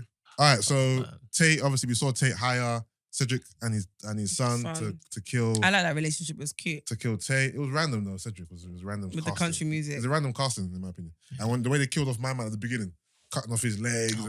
What was that gory stuff? What was that gory stuff about? extra, That was extra.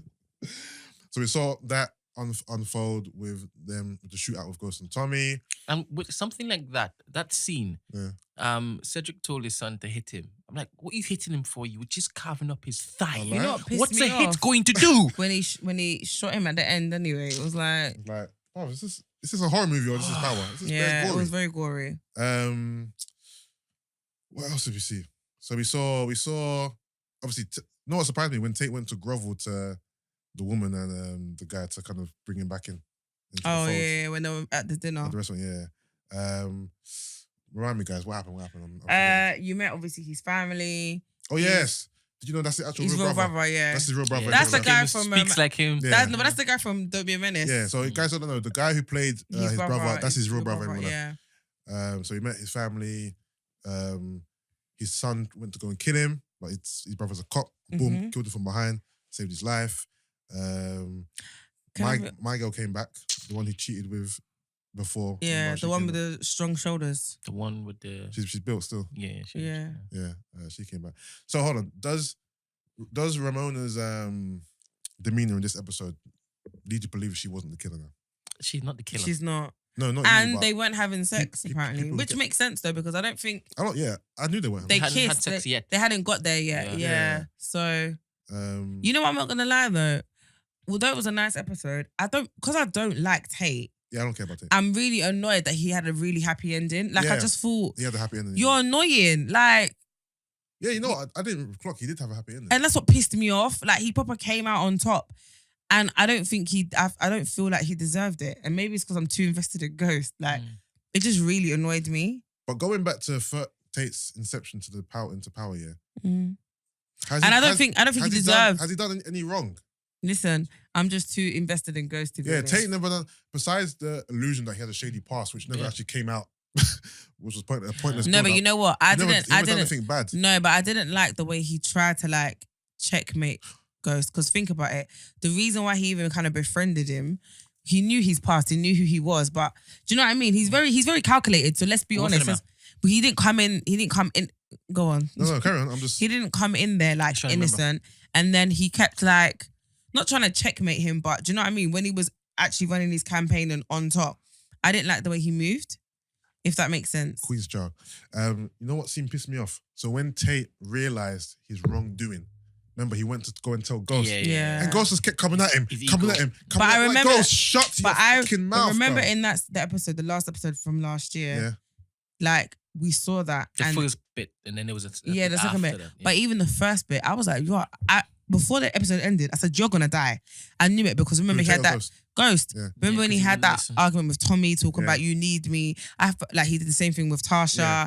I was like, Tariq. Yeah. Like you literally keep having these conversations with people, making it seem as if you're invincible. Someone's gonna humble you. And today's gonna be that day. That convo he had with Tate was the first time I've ever not liked Ghost. Yeah. I just thought he'd come across like when he was like, prick, he was like, your son. Oh, okay. Like I need to. Yeah. He goes, don't you get the message? Get the fuck. Like he was. I'm like, this man trying to tell you some important news here, and you just shut them down because of your fucking ego. That was pissing me off. I'll be honest. What else happened? What else happened? Can't remember. That white woman got stepping. He gave Hazel a monologue at the end. What white woman? The one. The one who he came back as governor. Yeah. And then the white guy was like, you can wait in the car or get a cab. I was like, ooh. Oh yeah. Oh, what's her name? Lorette Walsh. Can you lower your voice? There are children in here. Oh yeah. Lorette Walsh. Yeah, Lorette Walsh still. But yeah, all in all, it's a cool episode. Takes out the killer. But why do we now have to wait for Sax, Tasha, and do you know why I think it? Do you know why I think it's Tasha? Yeah. Because it's Tariq. I think they might have changed the narrative because, like I said, the thing I saw, it was in the entire scene. The entire scene. Elite. The entire scene. But okay, so some people have seen the episode already. Like Taser's seen both episodes. Like he saw this one and he saw next week's one already, and he actually posted the links on. Okay, so my thing is, so they're out there. Let me put when I'm putting things into place, I'm thinking, okay, cool. You know what? Basically, why is it gone out of my head? When he was at home watching the TV screen, and they were like, "Oh, this is the first time we're seeing his alleged suspect." No, I think it's Tariq. I don't know what I'm saying. Basically, what I was saying was... Oh, yeah. So when he watched the TV and he was like, said, damn. Like, he was proper shocked at who the suspect was. Then I thought, could the suspect be Tasha? Then I thought, it can't be Tasha, though, because when they went to read the will and stuff, like, she was present. So if she was a suspect, I'm pretty sure that she wouldn't... You pardoned now? Yeah. She pardoned? No. Oh. Why? She would still be there. Why wouldn't she be there? Because she's the suspect for her husband's... If she got arrested for his murder, for her husband's murder, she'll be in prison. Because the guy said they actually got the suspect. Is that what you're saying? Yeah. Bear in mind, this doesn't make sense based on the leak. No, I know. The leak, she took the blame for it. Basically, what I'm saying is, forget the leak, yeah? Oh, so she was there when... Yes. Of course she was there. And the thing is, you know that she would always take the blame. Yeah. Though. Like the kind of mum that she is, she would always take the blame for Tariq. Yeah, so even when the that bullet... suspect might even be Sax. So sad. No, I'm saying in that it might be Sax. I think, well, the fact that they left those three together for one episode means that their stories probably just all collide. So they all probably got there at the same time, wanted to kill him. One of them got there first. Hopefully Sax died, maybe. Maybe someone killed Sax. Who cares? But the day this episode comes out, it'll be already up. Yeah, so all shall be revealed anyway. Power's almost over. I saw a scene from like a still from the new one with Mary J. Blige. She looks like she's gonna be like some type of like big boss from what it appears. But you're looking forward to it. Looking forward to it. All right. So the Grammys. The Grammys. Did we speak about? Oh yeah. Okay. The Grammys. Yeah. The Grammys, guys. What was you about the Grammys? Did you watch the Grammys? I didn't really take it in, to be honest. I've only seen a few snippets here and there. Okay. All right. So yeah, could have the whole Kobe stuff. To be fair, I never really watched the Grammys, but shout out to Nipsey Hussle, won 2 awards. Tyler the Creator, who won Best Hip Hop Album. I'm done. Best Hip Hop Album, not Best Contemporary. I'm fucking around. I love you. No, I love her. It's all gravy, bruv. It's not nothing. So gravy. Baby. Who else won? I can't remember. Anyway, move on. If you ever release an uncut episode, you hear the the Grammy conversation. You get some context. Boy, behind the scenes. Listen, and if we put a collection together of all the episodes or like stuff we cut out, it'll be a mausoleum. Listen. Spotify might sign us up tomorrow. Literally. Remember the argument me, you and Crystal had? So it's Crystal with it. What argument did we have? Remember, what was the topic again? What argument did we have, please? It was about if a woman who has kids, her dating pool decreases. Oh yeah. I remember that one. Yeah, a lot of girls agreed with me. But anyway, all right. Anything else on the cards? Anything else? Because my docket is done. Let's go over to your docket. You know? Let's get that docket, girl. Our dockets are exactly the same. Don't lie, you never had anything I from my did. docket, brother. What? You had Power and Power, you had Kobe, Okay. the Grammys. Did you have... Obviously, I didn't have any dilemmas. Okay, because you don't check the email. I don't even have the details. Oh. No. Roc Nation Brunch, did you have that down? I did. Okay. I saw that happened. Okay. People are still waiting for this guy to come back with the unofficial supplement. I don't know what's going on. All right. Let me play you something. You may have missed this. Okay. We said we were going to talk about Aaron. All right, cool. Aaron Hernandez. Rob, Michael's wearing suspenders. Why? Angeles Lakers. Kavita, if I could ask you to stay with us, we're going to go. Was perfectly cast on the Los Angeles Lakers. Angeles Lakers. Kavita, if I could ask you to stay with us. Niggas or nakers? Los Angeles niggas. Did you hear niggas or nakers? No, the thing is, I believe, I think she was genuine though. Like, I actually don't think she said niggas. I feel like play again. I don't believe that she'd be dumb enough to say niggas. Was perfectly cast on the Los Angeles Lakers. Kavita, if No, I could ask you that to was stay with us. niggas. That was as clear as day. All right, so she's Niggas. saying that she was going to say Los Angeles Knicks, but she stopped halfway and then finished Lakers. So she said, I'm sorry, I said Los Angeles Nakers. The thing is, you said niggas. The thing is, you said niggas. There's so many ways you can look at this. She's not gonna outrightly come on the air and say Los Angeles niggas because she wanted to say it. No. It just came out of her mouth. She didn't want to say that. She got mixed up, right? Yeah. But she shouldn't lie and say that she said nakers. You said niggas. Say you said yeah, niggas. You said niggas, but no, it is. But I meant to say Knicks ers. But no, it is. To say Los Angeles niggas is like, there's so many questions. You know what I mean? It's like, it's like, what? Did you say that because you're racist? You say it because it was a tongue twister? It just came out? Or is that the back of your mind? Like, I don't understand how you make that mistake, Los Angeles niggas. Because she was going to say Knicks and she realized that's not it. It's Lakers, but she tried to change it, made it. No, but I think Lakers, I know you think it's genuine. Yeah. I actually do. Yeah, she didn't. Play again. No, we heard what we heard. She did say niggas. hard ER. I'm trying to figure out if you lot think you said that, ER. Yeah. I'm trying to figure out if Knicks and Lakers the save can blend into niggers. Like, no, it can if Knicks, you're not supposed Lakers. to say Knicks. Los Angeles niggers. Obviously, it just roll off the tongue like a Man Withers said the original. Los Smooth. Angeles niggers. She said niggas before. Oh, of course. All right, so this next one, I'm not sure if you guys,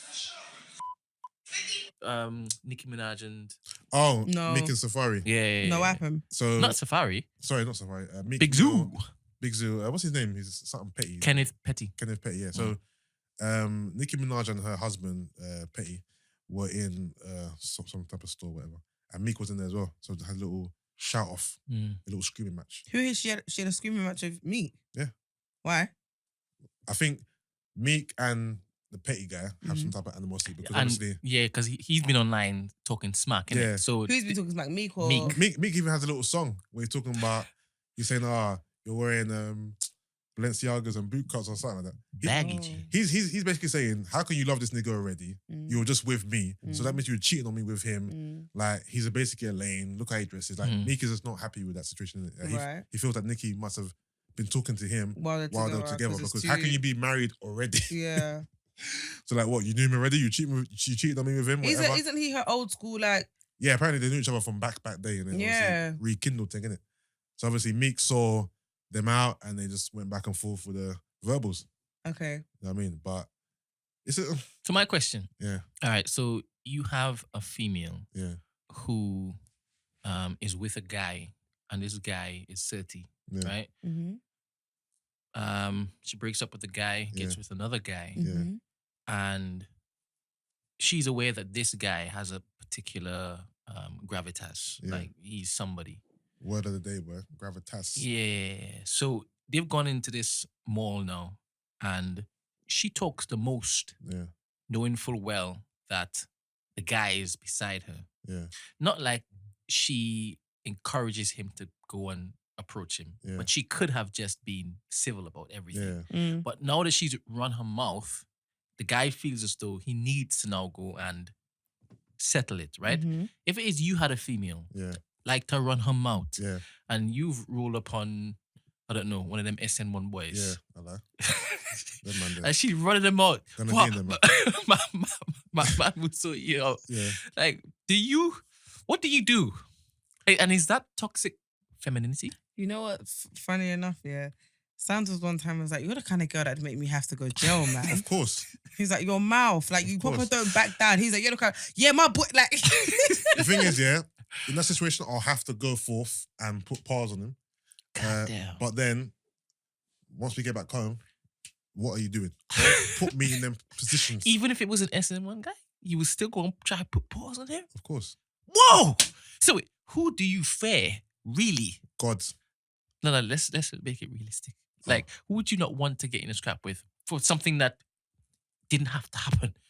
The thing is, let's make this a real scenario, yes? Yeah. Let's just say for real. Yeah. So this guy, did he disrespect my missus? No. Wait. Let's just make it like how the Okay, cool. Meek Mill thing is. So, So- Meek's been talking crap about So Meek's been Kenneth. talking about. So I've been talking And about. Kenneth comes and says, "Look, we're here now." Yeah. And then obviously Meek had 50 guys. with No, him, innit? but who am I? Am I Meek? Or am I Kenneth? You're Kenneth. All right, so I'm Kenneth, and this guy's been talking about smack about me. Yes. Who used to go out my girl comes to Yes. the store. Yes. But you're aware he's 50 deep. Fuck it. Ooh. Fuck it, bro. You only live once, innit? The thing is, Not to die quick. No, but the thing What is, do you mean? if he's been okay, cool. If he's been disrespecting me, like just outwardly, just whatever, I see him and he's 50 deep. I'm not gonna go and instigate something because he's 50 deep. I'm the only one up with my girl, so I don't want to put her in harm's way. I want to try and get out there safe. But if he now brings trouble my way, No. In fact, the rumors were that Meek tried to actually be civil and then squash it. Okay. And then the Kenneth was like, nah. You had the energy online. Yeah. Bring it now. Okay. Yeah, so I keep forgetting who I am. I'm Kenneth. Yes. All right, so Meek tried to squash it with me. Yeah. Yeah, me being the person I am, Yes. I'm going to squash it with him. Okay. But even if your wife is saying, or your missus is saying, nah. Oh, like Get she's him. not having Get it. him. If she's saying get him, I'm trying to squash it, it's a tough one, because he's 50 deep, innit? That's the thing. Even if he wasn't and he was just gigs. Oh, it's just him by himself. and he wanted to squash it, and my missus was like, "No, get him." If it was gigs, I'd be like, "Yo, we're saying like what KMT? It's a big tune, you know, big man. I loved it. Your verse, your second verse was particularly splendid. Splendid. The way you said Batman. Oh my Now, goodness. I'll be honest with you. I say, look, babes. You know what this is? This is Hollow Man. Are you aware? Damn. This is Hollow Man. SN1 finest. Do you love me? This is the Nam. Yellow brick. Love me? Yeah, You want me to come home tonight? If I'm honest, yeah. If he comes to me humble, wants to squash it, I'm gonna come to him like, look, I appreciate you coming to me humble, but you did violate me. So let's have it out. Babes, go to the Gucci section, pick up your bags. You're actually dumb. Stop. Let me have a word with him. Stop dumping in grown folks' pictures. This is grown folk business. So your gigs, track 15. Let me get a selfie. Yo, I've got this podcast, right? Called Album Cuts. You're actually dumb. You'll be So, Gina, do you call that toxic femininity? When it is that you get your guy into trouble? I wouldn't coin it that term. Mm. But sis is on a high, but she needs to settle down. Let's just say if it is that she encourages him to get in a scrap and then he gets weighed in and then she leaves him because he's not man enough. She's a prick. Is that toxic femininity? Yeah. All right. You just wanted me to say that. And I'm just asking if it is, because people think that it isn't a term because... No, I've never... That's what I'm saying. I wouldn't coin it a term, but I can see where that would come from and why that would be the case. And it's not healthy. It's not healthy at all. No, and if it was the other way around, do you know what I mean? Yeah. So, yeah. Yeah. What do you do if you with your partner and she got into with a group of girls? Yeah. Are you putting pause on them? Yeah. On the girls? But it depends on if it is my girls on the floor and they stamp on her head. Mama, I don't have a qualm with all this. No, but tag me in, baby. Given the options to you actually an asshole. He said, tag me in, baby. Remember, in that scenario, you can separate them with force, of course. You can drag them away, whatever. Yeah. But are you actually punching? Are you throwing blows? Is what I'm saying. Now, if I could drag them and then there's a wall nearby, then I can get away with it. I didn't punch a chick. That almost happened to me once actually. What happened? With my first girlfriend, I remember we were at Mint Bar. Who remembers Mint Bar in Streatham? You, because you're from East, you remember. No. So we're in Mint Bar now, and there's a group of girls who are on the opposite table to us, and they're just giving her bare evils. Just giving her bare eyes for no reason. She don't know them from nowhere, and vice versa. They just keep looking at her. And then I think it went from them doing a staring thing to them someone saying something, and it turned into what's going on kind of thing. Mm.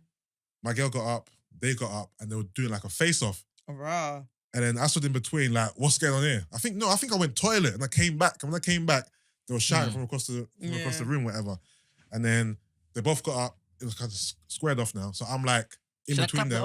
What's that? Should I clap that out? Why? Because you just suggested that when it is that there was animosity between both of them and you decided to go to the toilet. No, I didn't say that. Oh, cool. I said I went to the toilet when I came back. Fred! No, I'm just asking. What did the sequence of events? Yo, I see the beef happening right now. I'm going to go to the toilet real quick. I'll be right back. Brent don't I started coming from the toilet, bro. Cool. So then, so it was kind of getting heated. And in my mind, I'm thinking, I have to punch a bitch. But I don't want to. How am I going to have to punch a bitch? But I managed, being the diplomatic person I am, I managed to squash it with the verbals. Qualms. One of the girls was like, we're college review. So after she said, I went college review. I went college review. I'm dead. Oh, mate. But nah, don't hit women. I know Brent's an advocate of women. I'm not an advocate of men hitting women. I'm an advocate. No, you keep this in. Right, I'm an advocate for people keeping their hands to themselves. Of course. Fair enough. Yes. That means, I don't know what that means. No, as in... If you're a woman, keep your hands to yourself. If you do not keep your hands to yourself, then you're going to reap the consequences and repercussions. Things happen. Was it consequences? Consequences. I can't remember what the thing was. The spelling. Yeah. All right. Anything else, Gina? You got a scene by Justin for us? I watched Panic Room the other day. Okay. And Lawrence is in it. And I was like, Who's Lawrence? They used to be in Insecure. Oh. They go to a panic room, which basically isn't fake. It turns out to be real. It's like a Saw kind of film. Yeah. It's alright, it's decent. Bad Boys 3, I fucking loved it, bruv. Still ain't watched Like, it. Joe I liked it so much, I want to watch it again. And it's one of those films that if I had it on DVD, I'd watch it. You know, I'm like that in it. Yeah. But it's one of those films. I just found it so good. And during the film, I kept saying to Sanders, I was like, oh my gosh, he was like, all right, calm down, man. I just kept saying, oh, like, I really like the film. And I think it's because I had zero expectations. Not even that. I thought the film was going to be shit. Yeah. So I thought it's number 3. Thirds of any films are generally crap. It's been so many years later. I can't see how they're going to kind of make it a decent storyline. I didn't anticipate any of the stuff that I saw. Like, I didn't, like, you know when you just don't expect it, and certain things happen quite early on as well. Yeah. So you're just thinking, how is this going to end? Like, there's a few plot twists. I generally think it's a really good film. So, and it's got the same kind of, not the humor in it. And Reggie's, you know, the girl's boyfriend. Yeah, he's in it. Yeah, he's in it. Don't tell me how he's in it. No, I'm just saying, like, it was nice to see him, like, growing up. I thought, oh. Grown up. He's really grown up in the other one. No, he was, but he ain't got camels and he's got, like, facial hair. Like, oh, no, he's like a big yeah. Man. Okay. So, yeah, it's a good film. I recommend seeing it. I haven't seen Queen and Slim, but I keep hearing so much about it and I keep being told that it's sick and it's the one to watch. So, yeah, to watch that as well. Go and watch that. We briefly spoke about the Aaron Okay, so Aaron Hernandez. All right, so the Aaron Hernandez thing, yeah, it's shocking because of who he was. I'm not really into the NFL, so I don't remember him. He just looks like Rob Kardashian to me. He does actually. So for him to be a professional athlete, a high-profile athlete playing for the New England Patriots at that, and to have bodies of him is absolutely mad. He literally lived a double life. It's like a Twilight Zone, bro. Yeah. Like, that's like it coming out that, I don't know, Aguero. It's got bodies, bro. Like, he's a murderer. Legitly. How many bodies did he have? Yeah, well, he got convicted for 1. He got acquitted for 2. So. Yeah, and then attempted for his friend, didn't it? Well, not friend, the guy. But that's he what used to be a gangbanger. He didn't go down for him. What? The one that he was rolling with, the one who they tried to pin it on him. No, he was alive. I said attempted. Oh, when he shot obviously because he didn't snitch. Yeah. Okay. Yeah. Didn't he used to be a gangbanger? No, he just rolled around with some bad people. Yeah, and drugs and stuff. Yeah. Again. From what I can remember from the podcast. Again, trying to overcompensate his masculinity. Remember, they're putting it down to CTE. Brain injury. Yeah. And they said that, which had kind of left out the documentary, that he has or had the worst case of CTE that they found on any human being. Like the worst case ever. Oh, is it? Like he had like dementia. He had the mind of like an 80-year-old. Raw. Yeah. And he always complained about headaches and stuff. Yeah.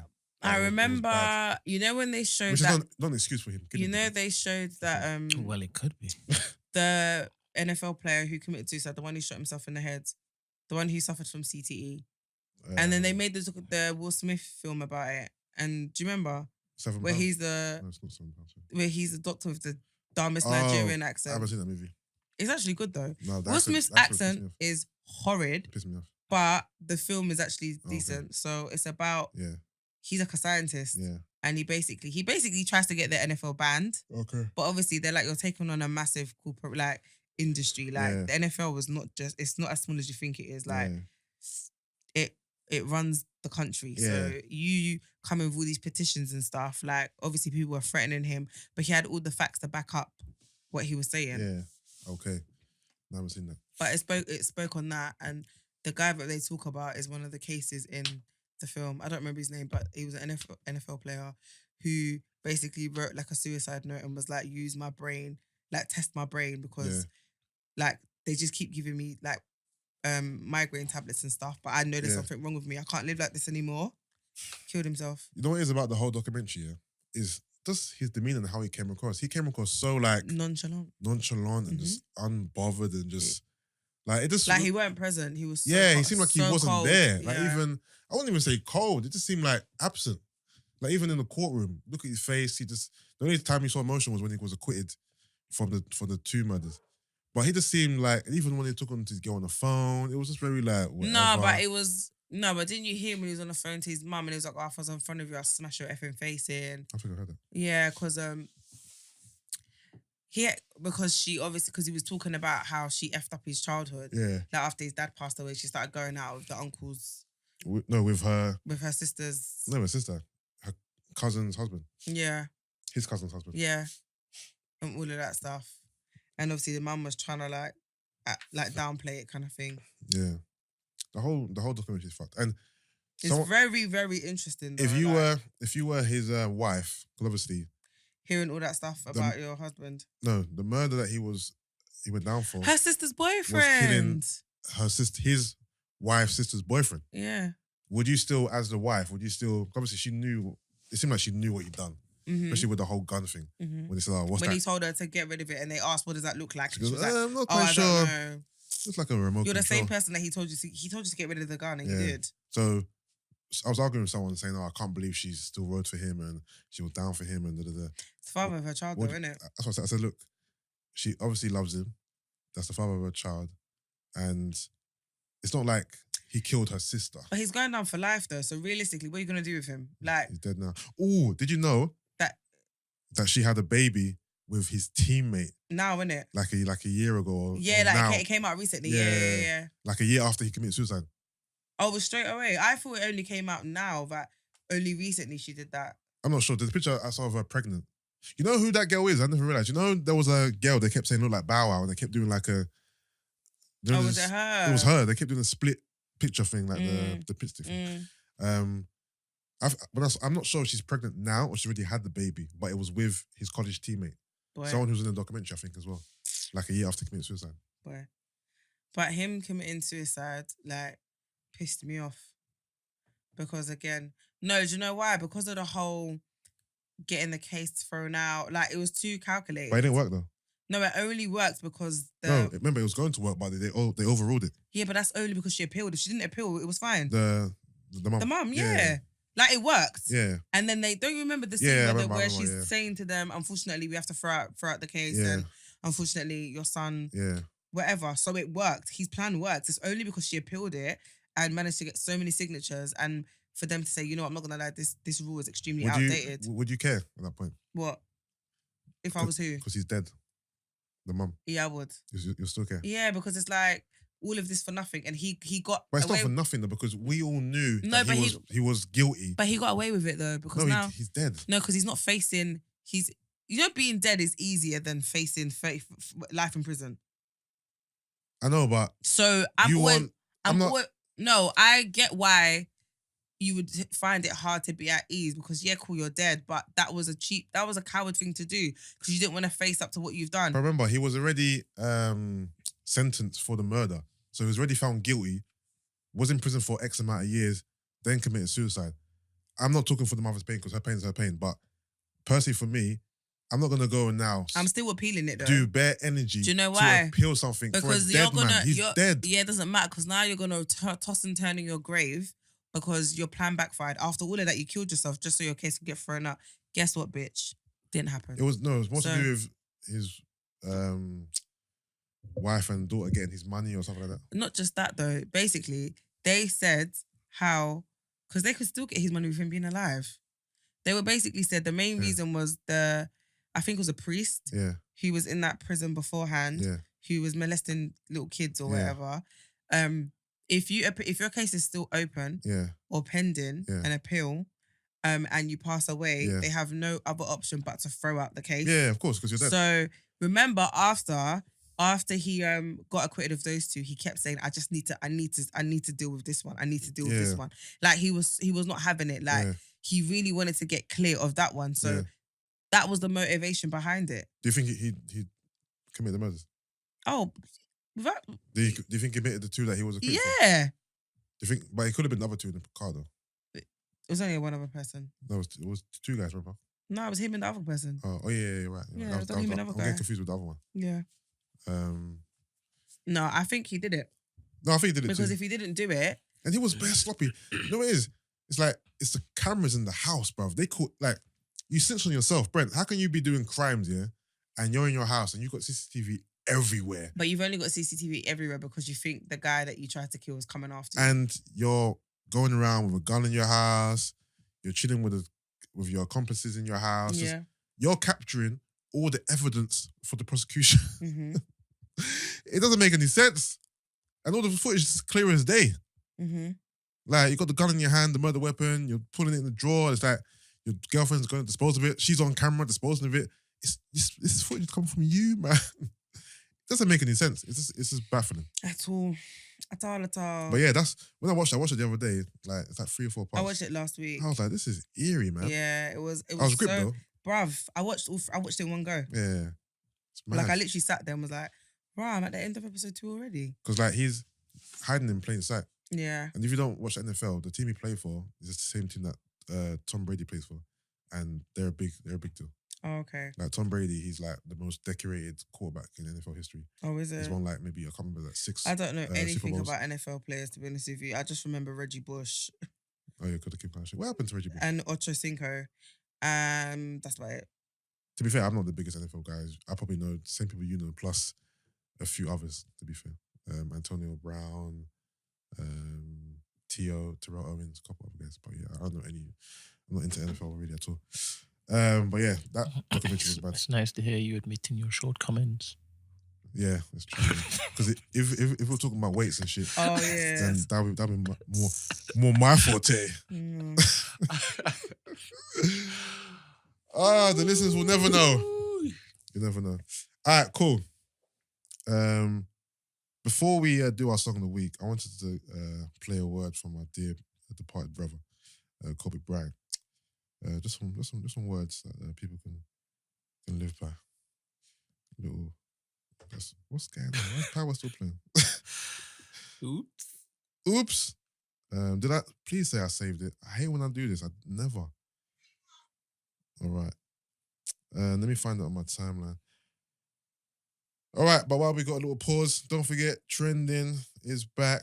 We're on today, actually. So if you're down today, if you're free today, come down. If not, our next one's on the dates mixed up. The 16th of February. Also, Trendin's going to Malta. Trendin and Pitch Sundays. We're doing a 5-day getaway in Malta. Day parties, beach parties, club parties, excursions. It's going to be hella fun. It's in Malta. It's from the 10th to the 15th of June. Bruv, this chair is... Also, my birthday is going to be on the 14th of June, so I'll be out for my birthday as well. Celebrating big life. So yeah, get your tickets, your wristbands, and your accommodation. Flights are separate. You got to get your flights yourself from trendinmalta.com. That's trendinmalta.com. Check out the packages for the wristbands, to all the events, the day and night parties, and the accommodation. 10th to the 15th of June. It's going to be extravaganza, man. DJs, phase 1 has been announced as well, and we're going to announce. We've got acts as well coming to perform, so those will be announced soon once they are finalised. But yeah, Trendin and Pitch, we've got a joint event, man. It's going to be sicker. Where the hell? What happened to Russie, though, Gina? Talk to me. Who's Russ? Oh. Russie Simmons. Yeah, I don't know, boy, because those pictures... Mad. Did someone say he's actually on drugs, though? He might be, bro. He's looking a bit... He's looking a bit wayward. Mm-hmm. Where's this Kobe thing, man? You know what? Maybe it was on Instagram. Not Twitter. I'm looking in the wrong place. Saved. Boom, found it. All right, let's go.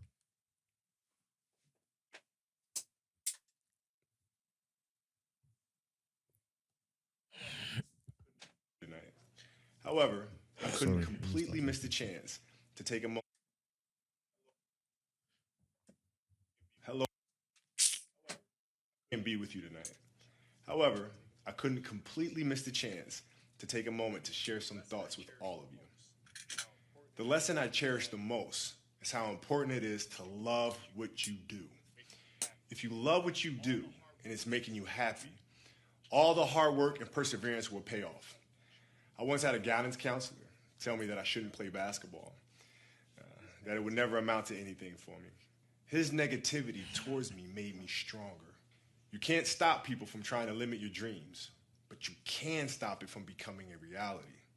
Your dreams are up to you. I encourage you to always be curious, always seek out things you love, and always work hard once you find it. So with that, I'll let you carry on with your evening. Please know I'm thinking of you, supporting you, and encouraging you always. R.I.P. Kobe Bryant. Peace. Beautiful, beautiful words. Hello. Chase your dreams, follow your dreams, push. Always be curious. Always be curious. That's a beautiful thing. You know what I mean? But yeah, man. Also, did you even know that Kobe used to be a rapper? Mm-mm. No, he used to be a rapper still. You had the album, a couple singles and that back there. Oh, I swear. Yeah. What were you saying? I think we had a conversation about J Hus and his and how prolific he is in music in general, and I'm not sure if it is that you were like, was it Burna Boy? I don't know if I love both of them now, so I'm not sure All right, what okay, I said. Cool. But did you know, basically, there's one track he has here where he basically says that he fucked his friend's baby mother, his friend's girl, and the only way for it to be like rectified is for him to let his friend fuck his girl. Yeah. And I found out who the guy was, and I'm rattled. Oh, it's real? Yeah, it's real. Oh, who's the guy? I'm not gonna say on the pod. But apparently it's like, I don't know if it's common knowledge in the world, but within the industry, it's common knowledge. Really? Yep. Or was there meant to be A there? No. No, but that's mad. Yeah. Very mad. If you know who that is? Oh, yeah. Yeah. That's mad. But apparently, when it happened, they split up, they weren't friends, and then somehow it got rectified, and they became friends again. Mad one. Mad thing. Also, shout out to Merkston. His album came out last week as well. On the same day J Hus. I need to listen to it. Yeah. I went to the launch party that Gina stood me up for. Oh, no. But it's fine. Yeah, J Hus is going to be a legend, man. Yeah, he will be. He definitely will be. Definitely will be. All right. That's the end of the pod. I hope you enjoyed it. Might be a bit short than usual. Some edits. Couple edits, but you know what I mean?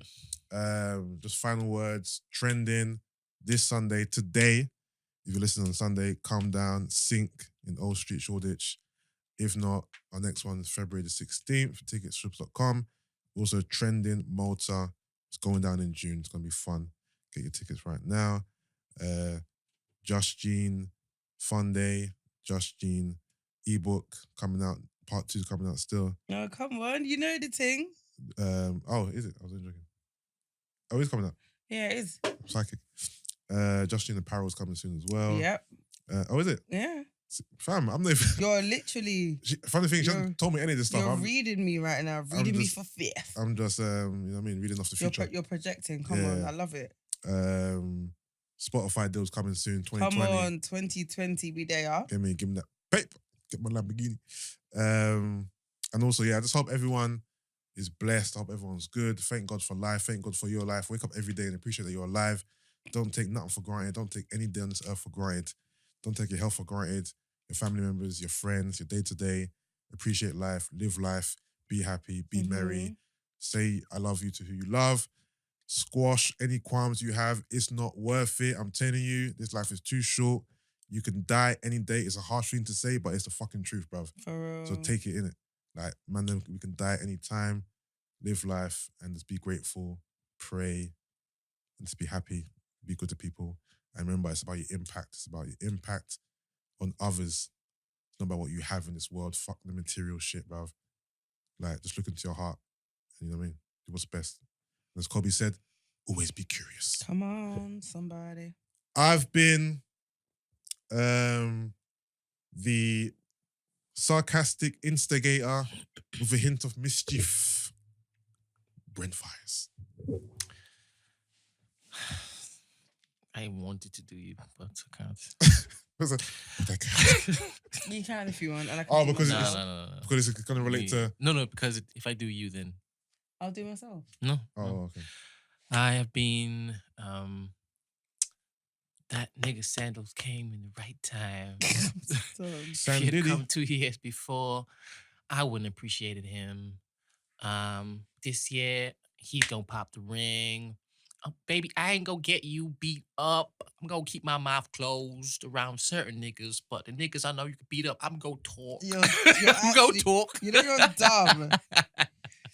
That is true. No, I'm joking. I've been the beautiful Justine.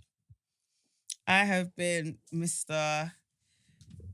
I won't stay in my lane because it ain't about. It's not a muscle thing, cuz. You don't know my past. You don't know my past. You don't know Big man, you don't know my past, fam. Don't judge me based on you know me for how long.